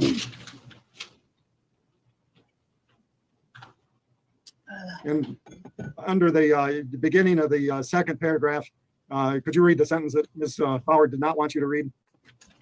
Tenants also agree to the following. I would so object. What do you mean? How do you know what Ms. Bauer wanted? Policy set in force. No. The paragraph above that. Exactly. Because we don't know you don't know what she wanted. We don't know what Ms. Bauer wanted because Ms. Bauer didn't say, oh, don't read that paragraph. Don't read that. I don't want you to read that paragraph. She said, that's all I need you to read. That's it. Tenants shall not harbor or house any animals or any type without the prior written consent of the property owner. Any exceptions to this clause are to be noted on lease and signed by all parties. That's enough. So you interpret any animals to include cats, is that correct? Cats, anything, yes. Are you, to your knowledge, is Vista Point LLC attempting to evict Ms. Agua because she may have called the police for a domestic disturbance? No. And do you enforce your pet policy on anybody that is found to have a pet that hasn't notified the complex and gotten the written permission of the manager? Yes. That's all I had, Your Honor. Your Honor, may I redirect? Yes. Mr. Thornton asked if you enforce your policy against people who violate, but I asked if that was if you would bring a termination action against someone found to not have a written pet policy, and you told me that you would work with the tenant sometimes. Can you, if that's a written, if people violate, but I asked if that was if you would bring a termination action against someone found to not have a written pet policy, and you told me that you would work with the tenant sometimes. Can you, is that true? We will work with a tenant if they will work with us. Absolutely. We'll work with any tenant in regards to any issue that a tenant may have. Okay. And then, okay. Picking up where Mr. Thornton left off, will you read the next sentence in the pet policy addendum? I can read it, but go ahead. The next sentence, the next paragraph. Next sentence with If unauthorized animals are found on the premises, there will be a $50 a day per animal fine assessed until the animal or animals are removed. Okay, that's enough, Ms. Brown. Thank you. Okay. And I'm not hiding anything. I'm just trying to be respectful of the court's time on that. So did you ever attempt to assess a fine against Ms. Agua for the presence of her cats? No, and I have not done that to several of my tenants because they do cooperate. But you haven't even asked Ms. Agua for that fine? No. Okay. Okay. Thank you, Your Honor. All right, anything further? Anything further, Lance? No. Ms. Agua, are the cats still there? Yes, sir. That was one of the reasons why I wanted to have an inspection during lunch. All right, we're going to resume at 1 o'clock. Do you have any further testimony or evidence, Ms. Fowler? No, I wish I could ask Ms. Agua to clarify a little bit on the question you just asked her, but. We have not unlimited time and resources. We've already taken a large block of time for this case. When we resume at 1, I have a meeting at noon, let's say 1:15, we're going to hear argument regarding the motion to terminate this tenancy. So do you have additional evidence you wish to produce? No, Your Honor. All right, does the defense rest? The defense will rest. All right, I have pretrial starting at 1:30, but 2 of the cases settled. So I don't have other obligations until 2:30. So we'll resume at 1:15 and hopefully we can come to. So there's that. The judge, he asked very good questions, pointed questions throughout, and helped to preach. Okay, very good. He helped to fill in some of the blanks or just get some clarity, of course, that he had. And I just think that if Meg had a question at the end or wanted clarity on the matter at the end of the cats are still at the property, then she should at least be able to ask it. Just preservation of the record, because it's a new question on the floor. But she didn't press the issue. She may have felt like it would have been a sinking ship kind of thing, because you can prove if cats are there, right? Because they're actually physically there. Take pictures, go view, you can see them. So anyway, I hope you enjoyed this particular viewing. It was very nice to see Meg actually in her element of trying the case, presenting the defense as she did. I think that there were some great points that she brought out within the defense. Obviously, I don't believe that she's going to be able to win this case just because the facts really do not yield a supportive or favorable result to her side, her defendant's side. I do take exception to the fact that I feel that this particular location, and maybe all of her locations, are very adverse to a certain set of children.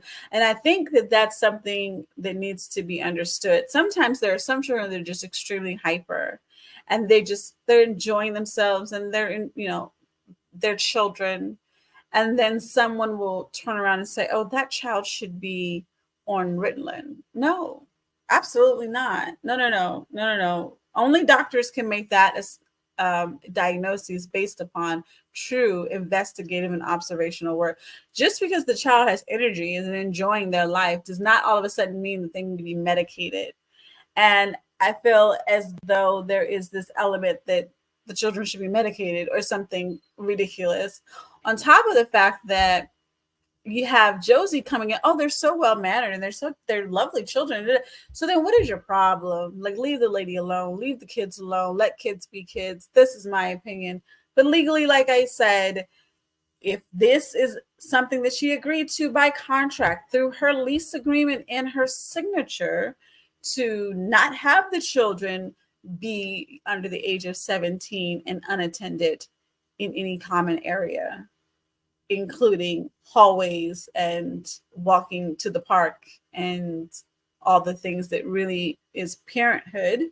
If that is what she signed an agreement to, that she is bound to abide by it unless she gets it amended. And I think one of the bigger infractions out of all of that, because I think she could probably fight discrimination in those factors for a lot of it. But I think her biggest ground for infraction is relative to having a pet without paying the pet fee. and having the pet notice and having the addendum of pet with the contract.